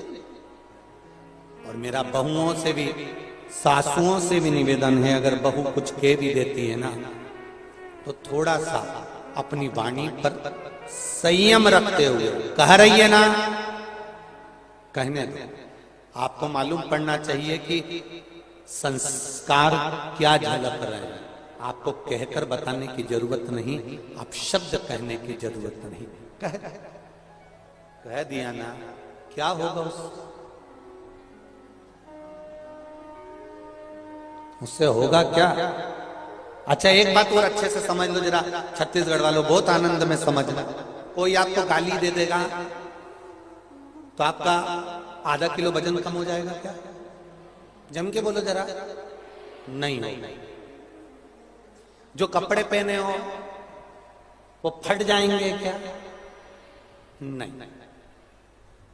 अगर गाली देने से, अपशब्द कहने से, ताना देने से 24 घंटे आपकी बुराइयां निकालने से आपका कुछ बुरा हो रहा है क्या?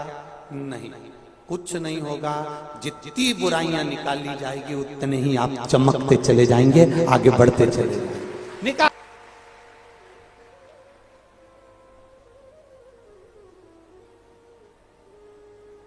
निकालो। एक कथा आपको पहले सुनाई थी। एक राजा के शरीर में रोग हो गया, शरीर की चमड़ी टपकने लगी, कौड़ का रोग हो गया, पूरा शरीर गलने लगा।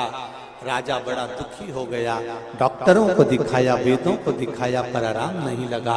आखिरी में डॉक्टर के यहाँ से दिखाते दिखाते जब थक गया, तब वो फिर गया अपने गुरुजी के पास में। गुरुदेव, मेरे शरीर में रोग हो गया है, मैं बीमार पड़ गया हूँ, मेरा शरीर गल के नीचे गिर रहा है, मेरा शरीर टपक रहा है, गुरुदेव कुछ कृपा करो। गुरुजी ने कहा, तेरा बड़ा भाई था? हाँ। बड़ी भाभी?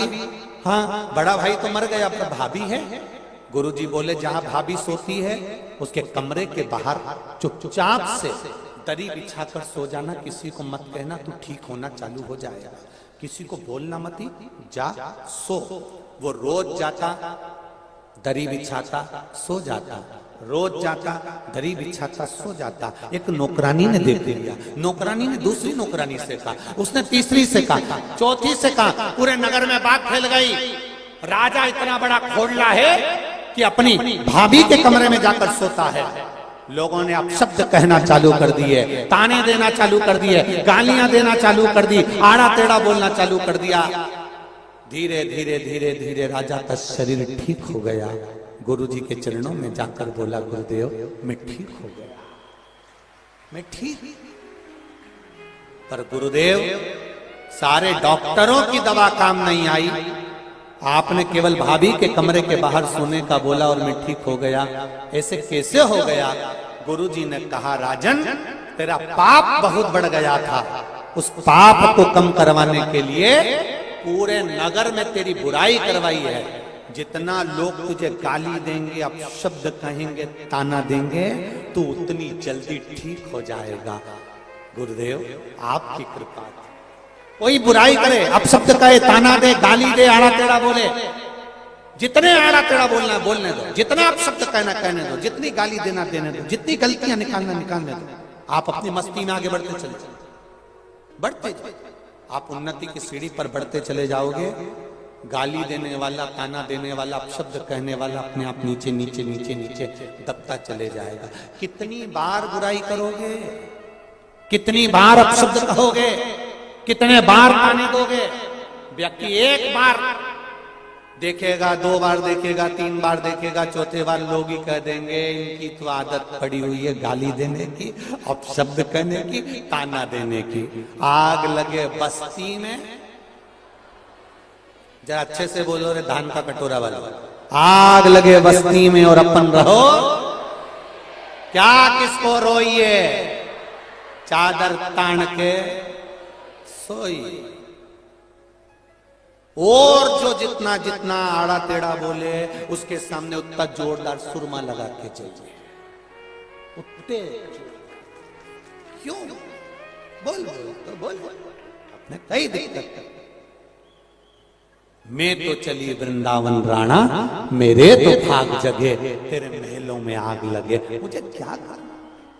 क्या करना उसने? अभी तुम भी रोज रोज कथा सुनने आई होगी, तुम्हें भी देख के लोग कह रहे होंगे अपने आप को कितनी हीरोइन बन रही है।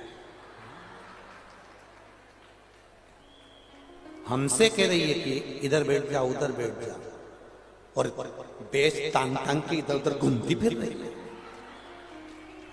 तो रुक तो जा, अभी कथा हो जाने दे, 5 दिन बाद तू फिर देख जे मान।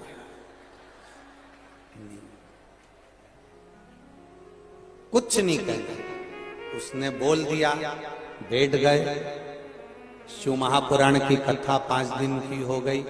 किसी के मन में कोई भेद हो, कोई विवाद हो, कार्यकर्ताओं के मन में एक दूसरे के प्रति कहीं कोई गलत बात आ जाए, तो शंकर जी की कथा जैसी पूरी हो, अक्षतम केशवम जैसे ही हो, वैसे ही कह देना मैंने 5 दिन की कथा का जो भी पाप कर्म हो, कहीं गलत बोल दिया हो, गलत सोच लिया हो, गलत विचार कर लिया हो, सब छोड़ और फिर वापिस मेरा ध्यान का कटोरा एक हो जाए, ऐसा करता बस, और कुछ नहीं।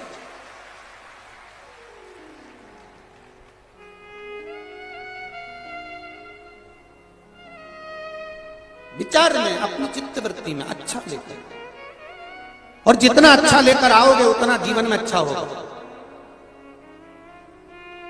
विष पीकर भी महादेव नीलकंठ कहला गए, अमृत पीकर भी देवताओं का नाम आज तक नहीं आया।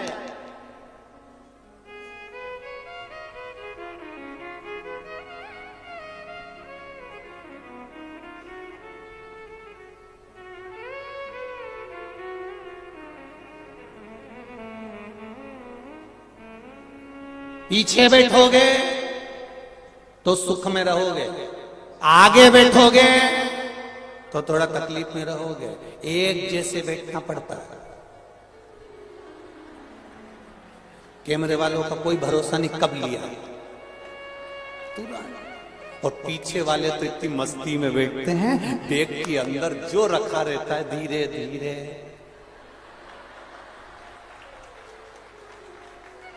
तो कुतुर कुतुर धीरे धीरे, और इनने देख लिया भजन आया, और भजन में ही नहीं आया। और जैसे ही महाराज बोले हार हार, पीछे वालों को मालूम नहीं पड़ता, तो आगे जो बैठे नहीं उनको बड़ा ध्यान रखना पड़ता है। और जैसे ही कैमरा सामने आया, वैसे पड़ोसी भी कौन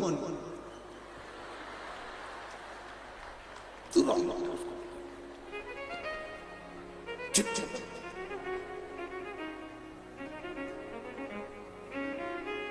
बहुत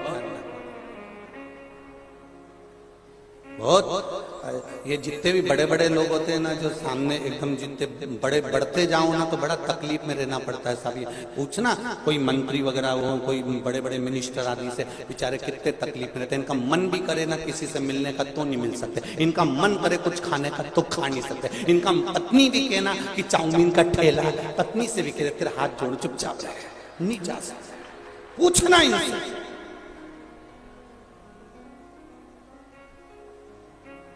हम हमारी के ट्रेन में बाथरूम के लिए भी नहीं जा सकते, वहीं कैमरा लेके खड़े। ये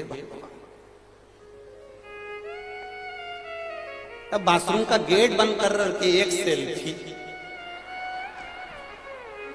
तो हम भी कहते बंद तो कर ले, ये पहले बंद हो जाए फिर सेल्फी ले। अब बहुत छोटे रहिए, बहुत छोटे। जो ज्यादा बड़ा होता है उसको बहुत सुनकर चलना पड़ता है। घर में 2 बहुएं होती है, एक बड़ी एक छोटी। बड़ी को बहुत संभल कर चलना पड़ता है, संभाल कर परिवार चलना पड़ता है।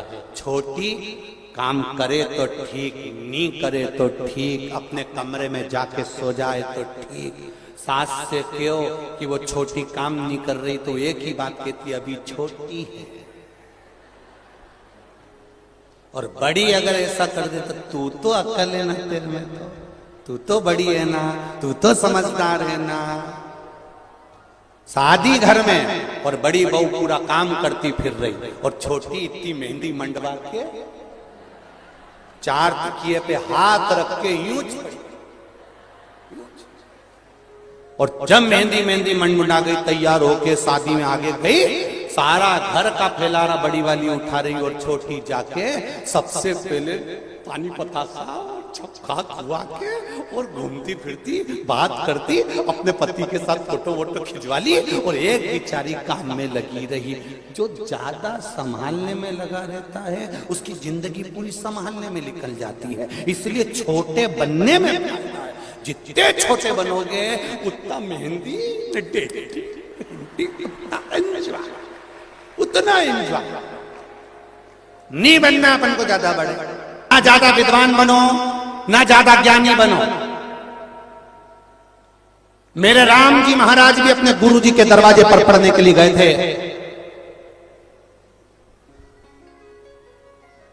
तब एक शिष्य ने गुरुदेव से कह दिया था, आप कहते हो यह परमात्मा है, तो फिर आपके दरवाजे पर पढ़ते क्यों हैं?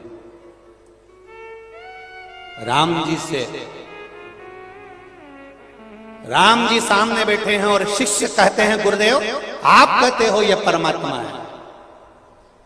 भय प्रगट कृपाला दीन दयाला कौशल्या हितकारी, हर्षित महतारी मुनि मनहारी, अद्भुत रूप निहारी, लोचन अभिराम निज आयु। आप कह रहे हो कि यह भगवान है, तो फिर गुरु के दरवाजे पर पढ़ने क्यों आए? क्या इनमें विद्वत्ता नहीं है? क्या ये विद्वान नहीं है? क्या ये ज्ञानी नहीं है? इतने में गुरु जी ने कहा अपने शिष्य से, ये भगवान है मैं जानता हूं, पर इसमें सबसे बड़ी बात ये है कि ये छोटे बनकर रहना चाहते हैं, और जितने छोटे बनकर रहेंगे उतने जनमानस के दिल पर राज करेंगे। इसलिए राम जी लंका गए तो शबरी के दरवाजे पर जितने वन में लोग रहते थे, जंगल में रहने वाले के एक एक के घर पर, एक एक के कुटिया में मेरे राम जी महाराज गए। छोटे बनकर आप सबके द्वार पर जा सकते हो, बड़े बनकर नहीं।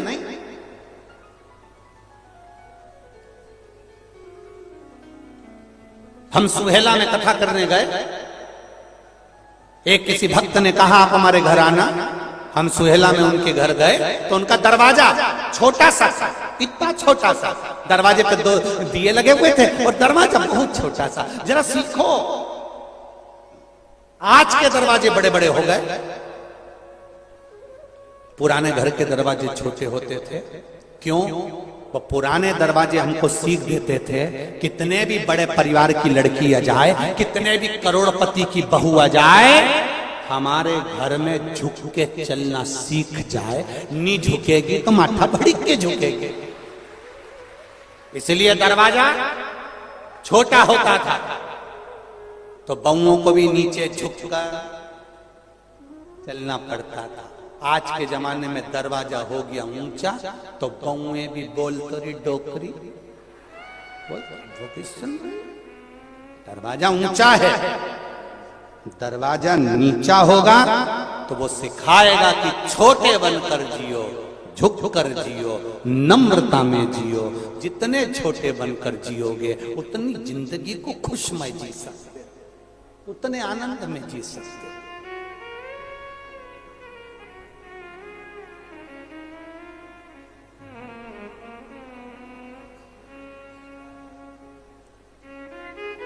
शिव जी समय आया, शंकर भगवान की जो आनंदमय लीला थी वो लीला का गुणगान हुआ। शंकर भगवान पर गौ माता के दूध का अभिषेक हुआ जिससे उनका विष की तपन कम हो जाए। शंकर जी को जो दूध चढ़ाया जाता है वो विष की तपन को समाप्त करने के लिए चढ़ाया जाता है। शिव जी को जो दूध चढ़ाया जाता है वो हमारे घर की तपन को भी समाप्त करने के लिए चढ़ाया जाता है।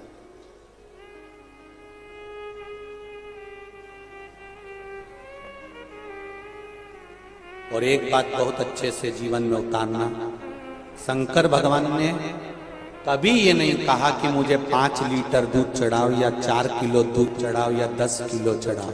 कहीं लिखा पढ़ा तुमने? कहीं पढ़ा हो तो जरूर बताना कि शंकर जी ने कहा कि मुझे 10 किलो चढ़ाओ कि 11 किलो चढ़ाओ। शंकर जी को अगर दूध चढ़ाना है तुम्हारे घर में ज्यादा नहीं है, एक कटोरी में भी थोड़ा सा 4 बूंद का दूध भी अगर आपके पास में है और पानी के लोटे में डालकर अगर आपने शिव को चढ़ा दिया है तो शिव उसको भी स्वीकार कर लेते हैं। शंकर भगवान ये नहीं कहते कि मुझे इतना देना, शिव कहते थोड़े में भी मेरा स्मरण हो सके। शिव जी को ज्यादा नहीं चाहिए।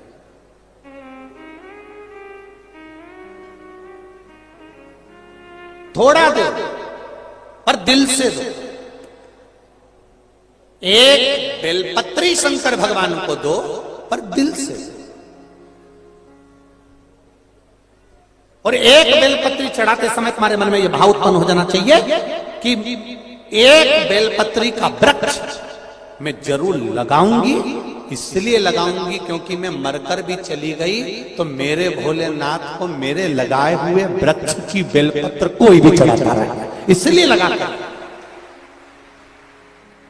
एक बेलपत्र शिव जी को दे रहे हो तो वो दिल दे, ज्यादा नहीं चाहिए शंकर भगवान। पहले के जमाने में तो बेलपत्र चढ़ी रहती थी, सब चढ़ा रहता था, पड़ा रहता था, कोई आता था तो उठाता था। आज के जमाने में तो शंकर जी के मंदिर में बेलपत्र ढूंढना ही मुश्किल पड़ जाता है। जो चढ़ा के जाता है वो दूसरे की उठा के ले जाता है, खा जाता है, क्योंकि औषधि है, औषधि।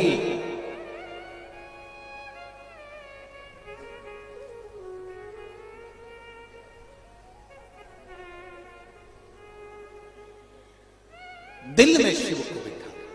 समय आया, आगे वर्णन आया कि एक अंधकासुर नाम का बालक जन्मा शिव जी के नेत्र के अश्रु से, और वो जो बालक जन्मा था वो बहुत उत्पाती था, इसलिए उसको समुद्र में डाल दिया गया था। उसका नाम अंधकासुर हो गया।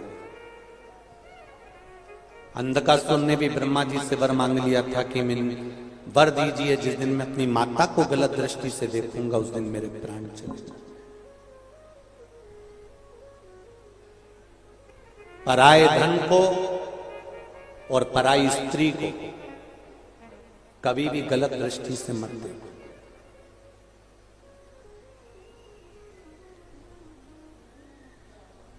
पराये धन को भी अगर तुमने गलत दृष्टि से देखा है कि मुझे ये चुरा लेना है, ये मुझे ले लेना है, वो बर्बाद कर देगा। और पराई स्त्री को भी गलत दृष्टि से मत देखो, उसके स्वरूप को गलत मत मानो। प्रत्येक भारत की भूमि पर जन्म लेने वाली जितनी माताएं हैं उन सब नारी शक्ति में कहीं ना कहीं में माता पार्वती का स्वरूप है, ये जानकर नमन करते हैं। जानकर उसका एक स्वरूप हमारे लिए।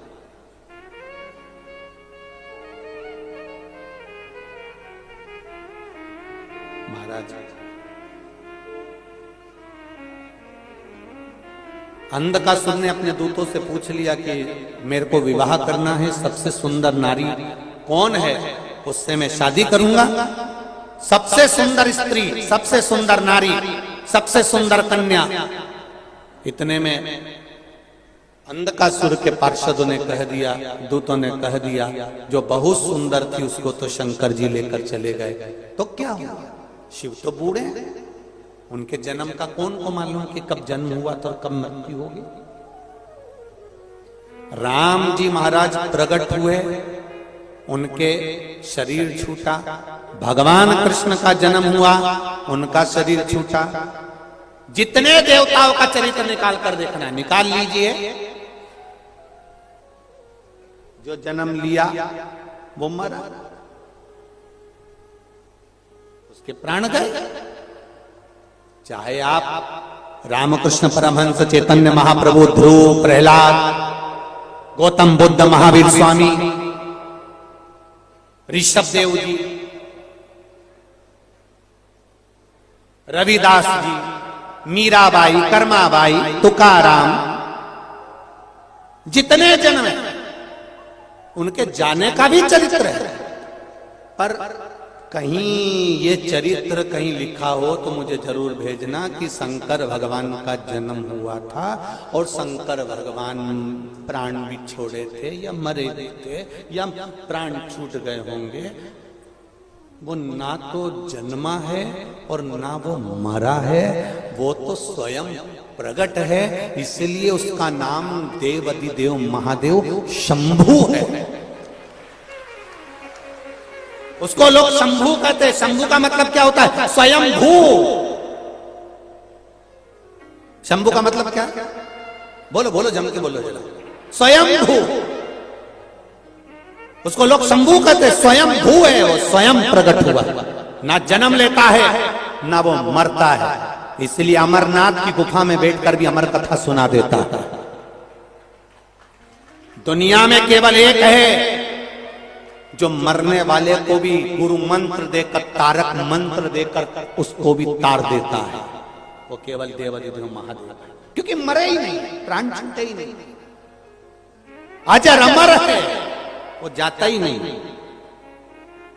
छत्तीसगढ़ की ये पावन धरा पर जो शिव महापुराण की कथा चल रही है, जितने श्रोता भाई बहन आस्था चैनल पर, फेसबुक, यूट्यूब पर कथा सुन रहे हैं और जितने छत्तीसगढ़ की भूमि पर सुन रहे हैं, मैं आपको नमन करता हूं। आपके भीतर का विश्वास इतना जाग चुका है, आपके भीतर का बल विश्वास इतना है कि आप जानते हो किसी को भटकाने की जरूरत नहीं पड़ती। आज के जमाने में किसी और वाला महाराज तुमको भटका देगा या संसार का कोई व्यक्ति तुम्हें भटका देगा। सब पढ़े लिखे हो, सब दो रोटी खा रहे हो, सब आनंद की जिंदगी जी रहे हो, तुम्हें मालूम है कि तुम्हारा अच्छा और पूरा किस चीज में है। इसलिए निवेदन है, शंकर के मंदिर में एक लोटा जल चढ़ाना कोई प्रपंच नहीं होता, कोई ढोंग नहीं होता, दिखावा नहीं होता। ये हृदय का विश्वास है कि शिव को प्रकट कर, ये आपका विश्वास।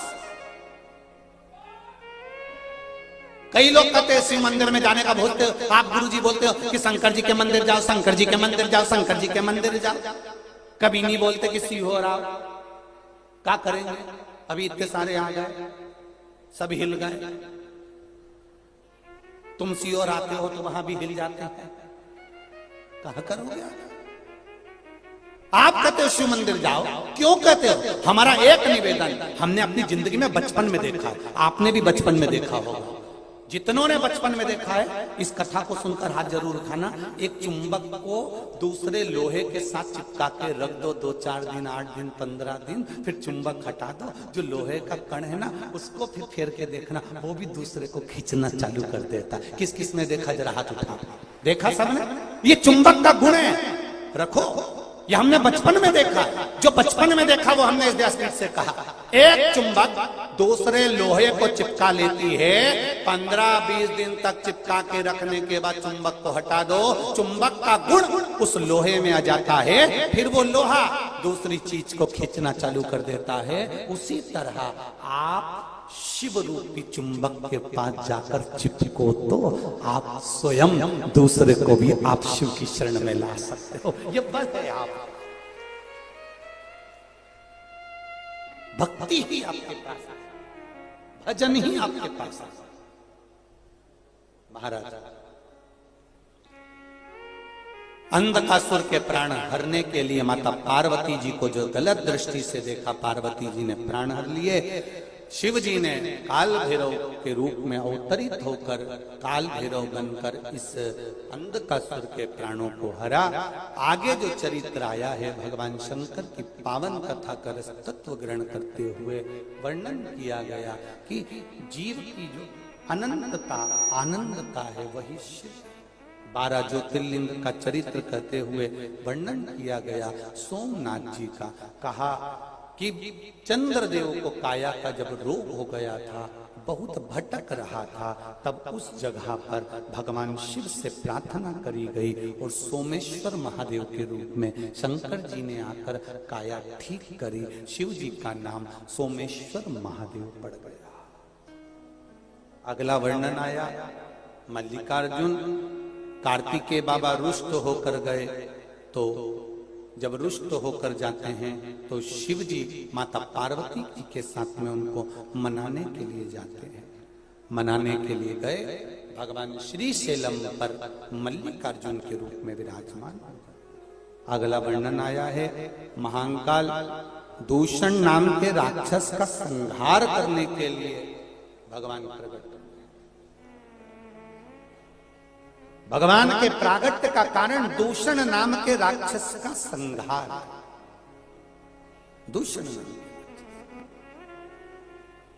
दूषण नाम के राक्षस के संहार के लिए भगवान महाकाल बनकर प्रकट हुए हैं।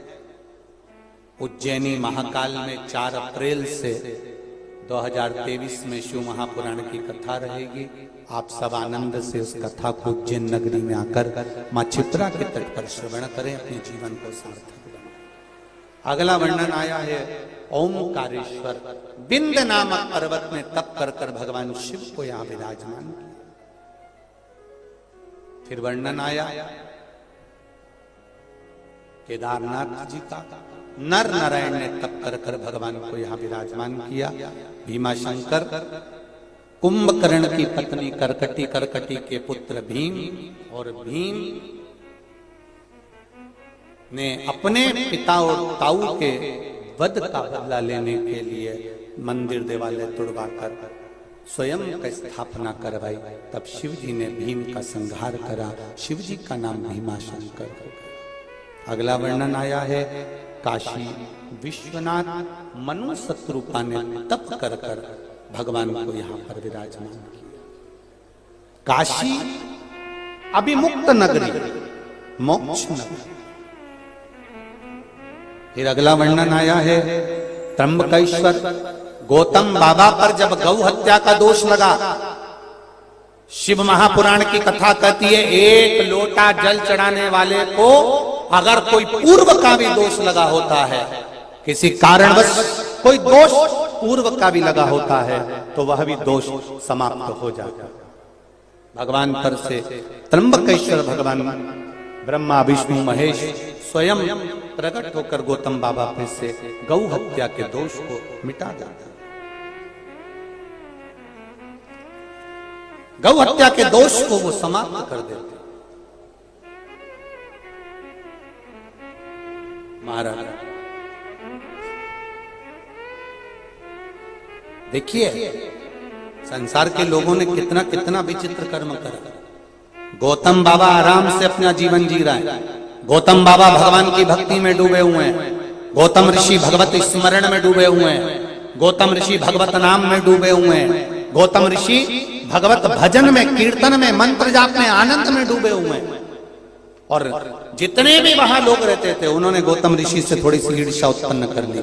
ईर्ष्या उत्पन्न करी तो उन्होंने सोचा करें क्या, कि इसको तो भगवान की भक्ति में डूबा रहता है, भजन में डूबा रहता है, इसका नाम कैसे खराब करें, इसको कैसे हम नीचे गिराएं। तो उन्होंने सोचा एक काम करते हैं, गणेश जी को गाय बनाते हैं और गाय बनाकर गणेश जी को कह देते हैं कि तू गौतम ऋषि के आश्रम में अपना प्राण त्याग दे। गणेश जी को निवेदन करा, गणेश जी आप गौतम ऋषि के आश्रम में जाके प्राणों को त्याग दो। गणेश जी ने कहा, अगर मैं गौतम ऋषि के आश्रम में मरूंगा, गौतम ऋषि के आश्रम में मेरे प्राण छूटेंगे, तो गौतम बाबा पे तो गौ हत्या लग जाएगी। गौतम ऋषि पर तो गौ हत्या का दोष लग जाएगा। कई लोग बहुत संसार सागर में ऐसे पड़े हुए हैं जो आप लोगों के पीछे भी पड़े रहेंगे। तुम अच्छा करने के लिए आगे बढ़ोगे, थोड़े दिन आगे बढ़ने के बाद लोग तुम्हारा पांव खींचकर पीछे करना का प्रयास करेंगे। गौतम ऋषि के पीछे भी पड़ गए, पर गौतम ऋषि ने अपना भजन नहीं छोड़ा। गौतम ऋषि ने भजन करते रहे भजन। गौतम ऋषि ने भजन नहीं छोड़ा।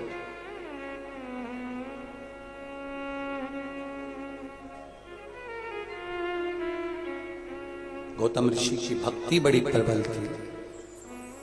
कबहू चूके ना, कबहू चूके ना, कबहू चूके ना कोई तेरा काम रे, भजले गौरापति को चूके ना कोई तेरा काम रे, भजले गौरापति को चूके ना कोई तेरा काम रे, भजले गौरापति को चूके ना कोई तेरा सब गाइए भाव से। वो भजले गौरापति को, गौरापति को भजले गौरापति को, गौरापति को भजले गौरापति को, गौरापति को भजले गौरापति को, गौरापति को भजले गौरापति कबऊ चूके ना, कबऊ चूके ना, कबऊ चूके ना कोई तेरा काम रे, भजले गौरापति को। चूके ना कोई तेरा काम रे, तो भजले गौरापति को। बोले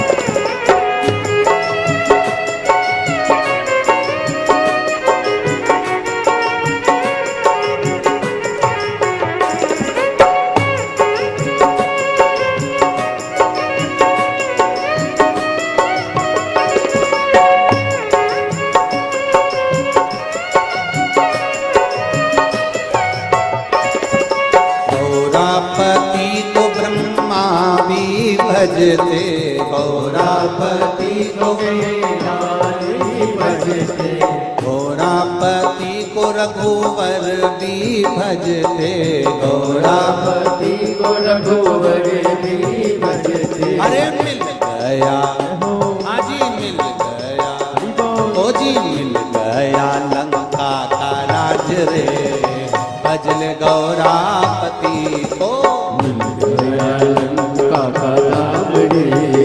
भजले गौरापति को, काम रे भजले गौरापति को।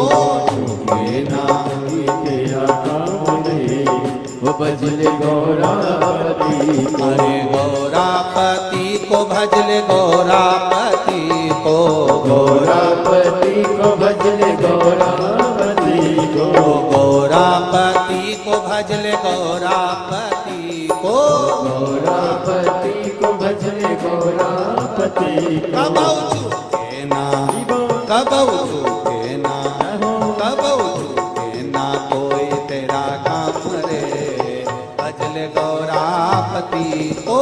चूके ना कोई तेरा काम रे, वो भजले गौरापति को। हरि बोल।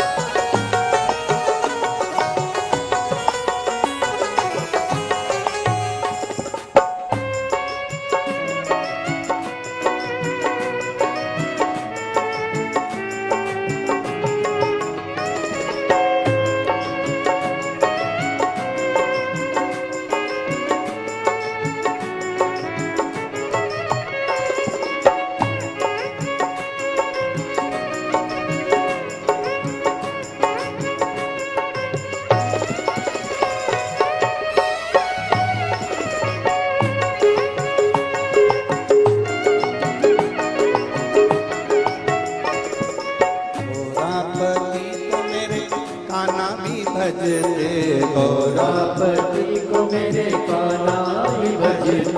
गौरापति को मेरे काना भी भजते, गौरापति को मेरे काना भी भजते, वो काना भी भजते, भजते ओ लाला भी भजते ओ कान्हा ही भजते गौरापति को मेरे कान्हा भी भजते ओ गौरापति को मेरे कान्हा ही भजते अरे मिल गया ओ मिल गया द्वारिका का राज रे भजल गौरापति को मिल गया द्वारिका राज रे भजले गौरापति को मिल गया द्वारिका का राज रे भजल गौरापति को मिल गया द्वारिका राज रे भजले गौरापति को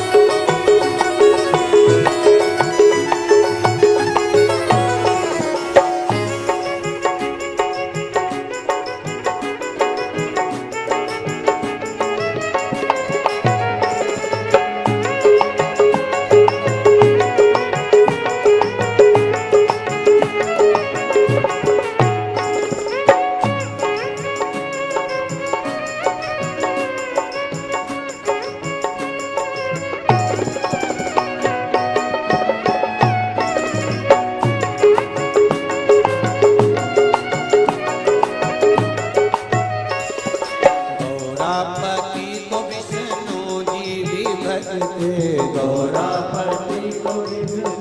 जी भजते गौरापति को मेरे नारायण भजते गौरापति को मेरे नारायण भजते अरे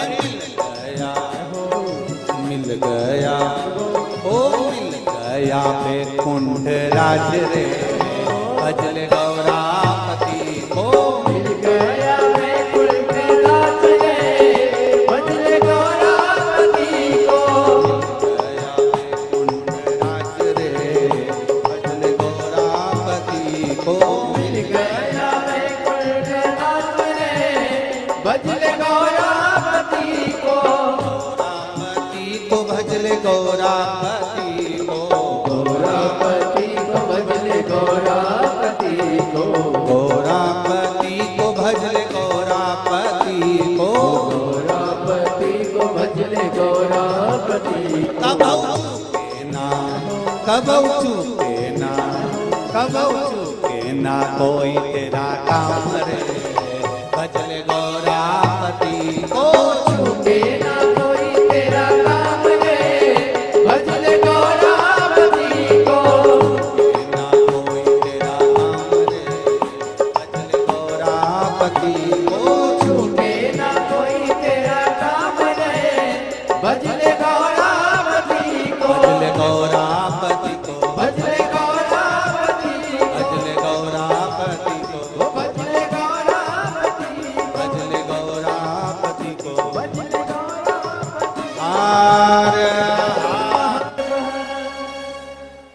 अपने स्थान पर बैठकर भगवान शिव से आज कथा का पंचम दिवस भाव से बाबा से कहें, दिल से विनती करें, निवेदन करें, अपने हृदय की बात देवदिव्य महादेव से भाव के साथ में करें। शिव महापुराण के मूल मंत्र का स्मरण करते हुए सब अपने स्थान पर बैठकर बड़े आनंद के साथ बाबा से प्रार्थना। श्री शिवाय नमस्तु, श्री शिवाय नमस्तु, श्री शिवाय नमस्तु, श्री शिवाय नमस्तु, श्री शिवाय नमस्तु। भोला सब दुख काटो ओ भोला सब दुख काटो। शिव शंकर जपो तेरी माला, भोले बाबा जपो तेरी माला। भोला सब दुख काटो मारा, ओ भोला सब दुख काटो मारा। वेश है मंगल मंगलकारी, वेश है मंगल मंगलकारी। शमशान वासी हमारा, शमशान वासी हमारा। ओ भोला सब दुख काटो मारा, ओ भोला सब दुख काटो मारा। शिव शंकर जपो तेरी माला, भोले बाबा जपो तेरी माला। भोला सब दुख काटो मारा, ओ भोला सब दुख काटो मारा। भगवान शिव से प्रार्थना दिल से हृदय से संपूर्ण विश्व में जो कष्ट है दुख है ये आप समाप्त। शिव कृपालु,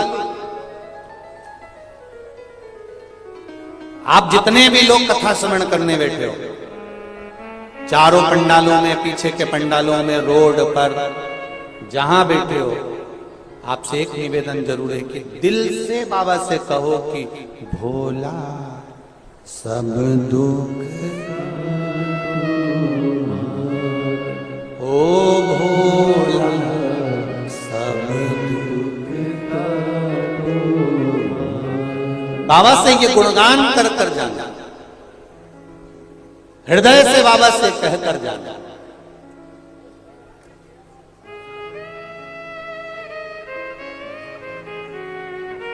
शिव की भक्ति मूल है, शंकर का नाम।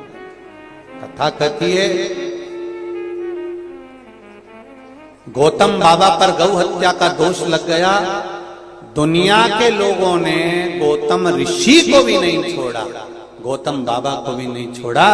गौतम ऋषि के लिए उन्हीं की कुटिया में गाय को भेज दिया गया, गणेश जी को गाय बनाकर, और उनके प्राणों को हरवाया। उनके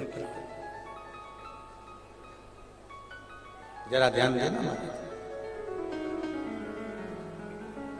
गौतम ऋषि बाबा पर भी गौ हत्या का दोष लगा दिया। वो भी कहकर जाओ गणेश जी महाराज, गाय का रूप रख कर जाओ और गौतम ऋषि के घर में जाकर, उनकी कुटिया में जाकर प्राणों को त्याग दे।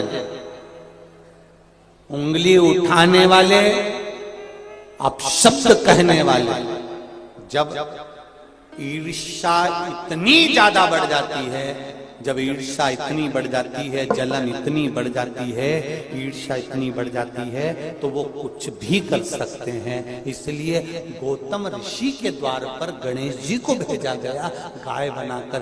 गणेश जी ने समझाया, गणेश जी ने कहा तुम सब भी तो साधक हो, तुम ऐसा क्यों कर रहे हो, क्यों किसी पर दोष लगवा रहे? गणेश जी आपका काम है दोष लगाना, आप तो जाओ, बस हमने कह दिया वो करना पड़ेगा। गणेश जी गए, गाय बनकर अपने प्राणों को त्यागा, और गाय बनकर जब प्राणों को त्यागा, गाय बनकर जब प्राण छोड़े, सारे जितने भी उस आश्रम में लोग रह रहे थे उन्होंने कह दिया गौतम बाबा पर गाय हत्या का दोष है, इनको यहाँ से निकाला जाता है। धक्के मार कर निकाल दिया। निकालने के बाद गौतम ऋषि यहाँ वहाँ भटकते हुए रहे और उनकी धर्म पत्नी अहिल्या ने भी कह दिया आप पर जो दोष लगा है उसको मैं समाप्त कर कर रखूंगी। धर्म पत्नी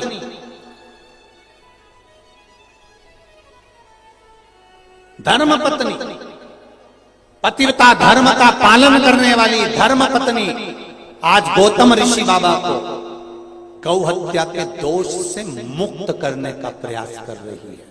आपसे भी निवेदन है, धर्म पत्नी का पद कोई साधारण नहीं होता। आपकी मांग का सिंदूर वो बल रखता है कि कहीं से भी विजय प्राप्त कर कर आ सकते। आपकी मांग का सिंदूर वो बल रखता है कि आप कहीं से भी विजय प्राप्त कर कर आ सकते, उसमें वो बल है।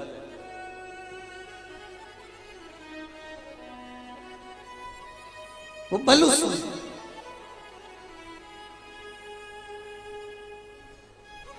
गौतम बाबा की पत्नी से गौतम ऋषि जी ने कहा कि तू अहिल्या क्या कर लेगी? दुनिया के लोगों के सामने मेरे कुटिया में मेरे घर में गाय मरी पड़ी है, लोग तो यही कहेंगे ना कि मैंने मार दी होगी। दुनिया के लोग तो यही कहेंगे कि मैंने मारा होगा। अरे भाई, एक संत गौतम ऋषि को, एक ऋषि वर को भी लोगों ने उंगली उठाने के पीछे नहीं, एक ऋषि पर भी लोगों ने उंगली उठा दी और जान करके उनके आश्रम में गाय को मारकर पटक दिया। ये संसार के लोगों की चित्तवृत्ति में आना चाहिए कि दुनिया किसी को नीचे गिराने के लिए कितना कितना प्रयास कर सकती है। इसलिए निवेदन है, सावधानी से अपनी जिंदगी जियो। ये संसार कोयले की खान है, इसमें से धीरे से निकल जाना बड़ा कठिन है। बहुत सावधानी से भजन के बल पर निकला जा सकता है, स्मरण के बल पर निकला जा सकता है। भजन, श्री शिवाय भजन के बल से निकल सकता। गौतम बाबा अपनी धर्म पत्नी अहिल्या से कहते हैं कि मुश्किल है कि मैं इस दोष से मुक्त हूं। समझाया ऐसे कैसे नहीं हो सकता। अहिल्या ने ब्रह्मा विष्णु महेश का आवाहन किया, स्मरण किया। माता अहिल्या ने जब ब्रह्मा विष्णु महेश का आवाहन करा, स्मरण करा, उनके पूजन में तल्लीन हो गई, तब ब्रह्मा विष्णु महेश तीनों को आना ही पड़ा। ब्रह्मा विष्णु महेश तीनों को आना पड़ा और तीनों ब्रह्मा विष्णु और महेश प्रकट हुए। अंगुष्ठ की आकृति के बराबर उनका शिवलिंग का स्वरूप था तीनों का। तीनों ने प्रकट होकर आकाशवाणी के द्वारा कहा, अरे गौतम ऋषि पर जो गौ हत्या का दोष लगा है ये झूठा है।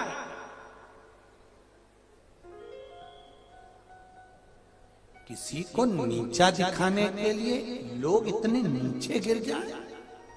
ब्रह्मा विष्णु महेश ने कहा, ये बड़ी विचित्र बात है। बहुत ध्यान दीजिएगा थोड़ा सा। गाली देने से पहले 50 बार विचार करना कि किसको गाली देना। अपशब्द कहने से पहले विचार करना कि किसको अपशब्द कह रहे हो। ताना देने से पहले विचार करना कि ताना किसको दे रहे हो, किसको दिया जा रहा है, वो विचार करिए। गौतम बाबा के लिए गौ हत्या से दोष से मुक्त करने के लिए भगवान ने त्र्यंबकेश्वर में अवतरित हुए। अगला वर्णन आया है वैद्यनाथ। रावण को लघु शंका लगने पर भगवान वैद्यनाथ जी के रूप में विराजमान। अगला वर्णन आया नागेश्वर। दारुक नाम के राक्षस का संहार करने के लिए भगवान नागेश्वर बनकर प्रकट। आज भी नियम है, स्वप्न में अगर सर्प दिखता है, किसी भी रूप में अगर सांप नजर आता है, तो फिर पान के पत्ते पर या पीपल के पत्ते पर नागेश्वर भगवान का नाम लेकर सर्प बनाकर जया, विषहरा, शामली बारी, दौतली, देव, ये 5 कन्याओं का नाम लेकर बहते पानी में डाला जाता। महाराज। फिर अगला वर्णन आया है रामेश्वरम। राम जी महाराज ने भगवान शिव की स्थापना कर पूजन करा, भगवान रामेश्वर के रूप में विराजमान हुए। अगला वर्णन आया है फिर कृष्णेश्वर। सुधर्म नाम के ब्राह्मण की 2 धर्म पत्नियां थी, सुदेहा और घोषमा। सुदेहा के यहाँ संतान नहीं थी, घोषमा के गर्भ से संतान हुई तो वो सुदेहा को दी गई और सुदेहा ने उस संतान का लालन पालन कर कर उसका सुंदर आनंद में विवाह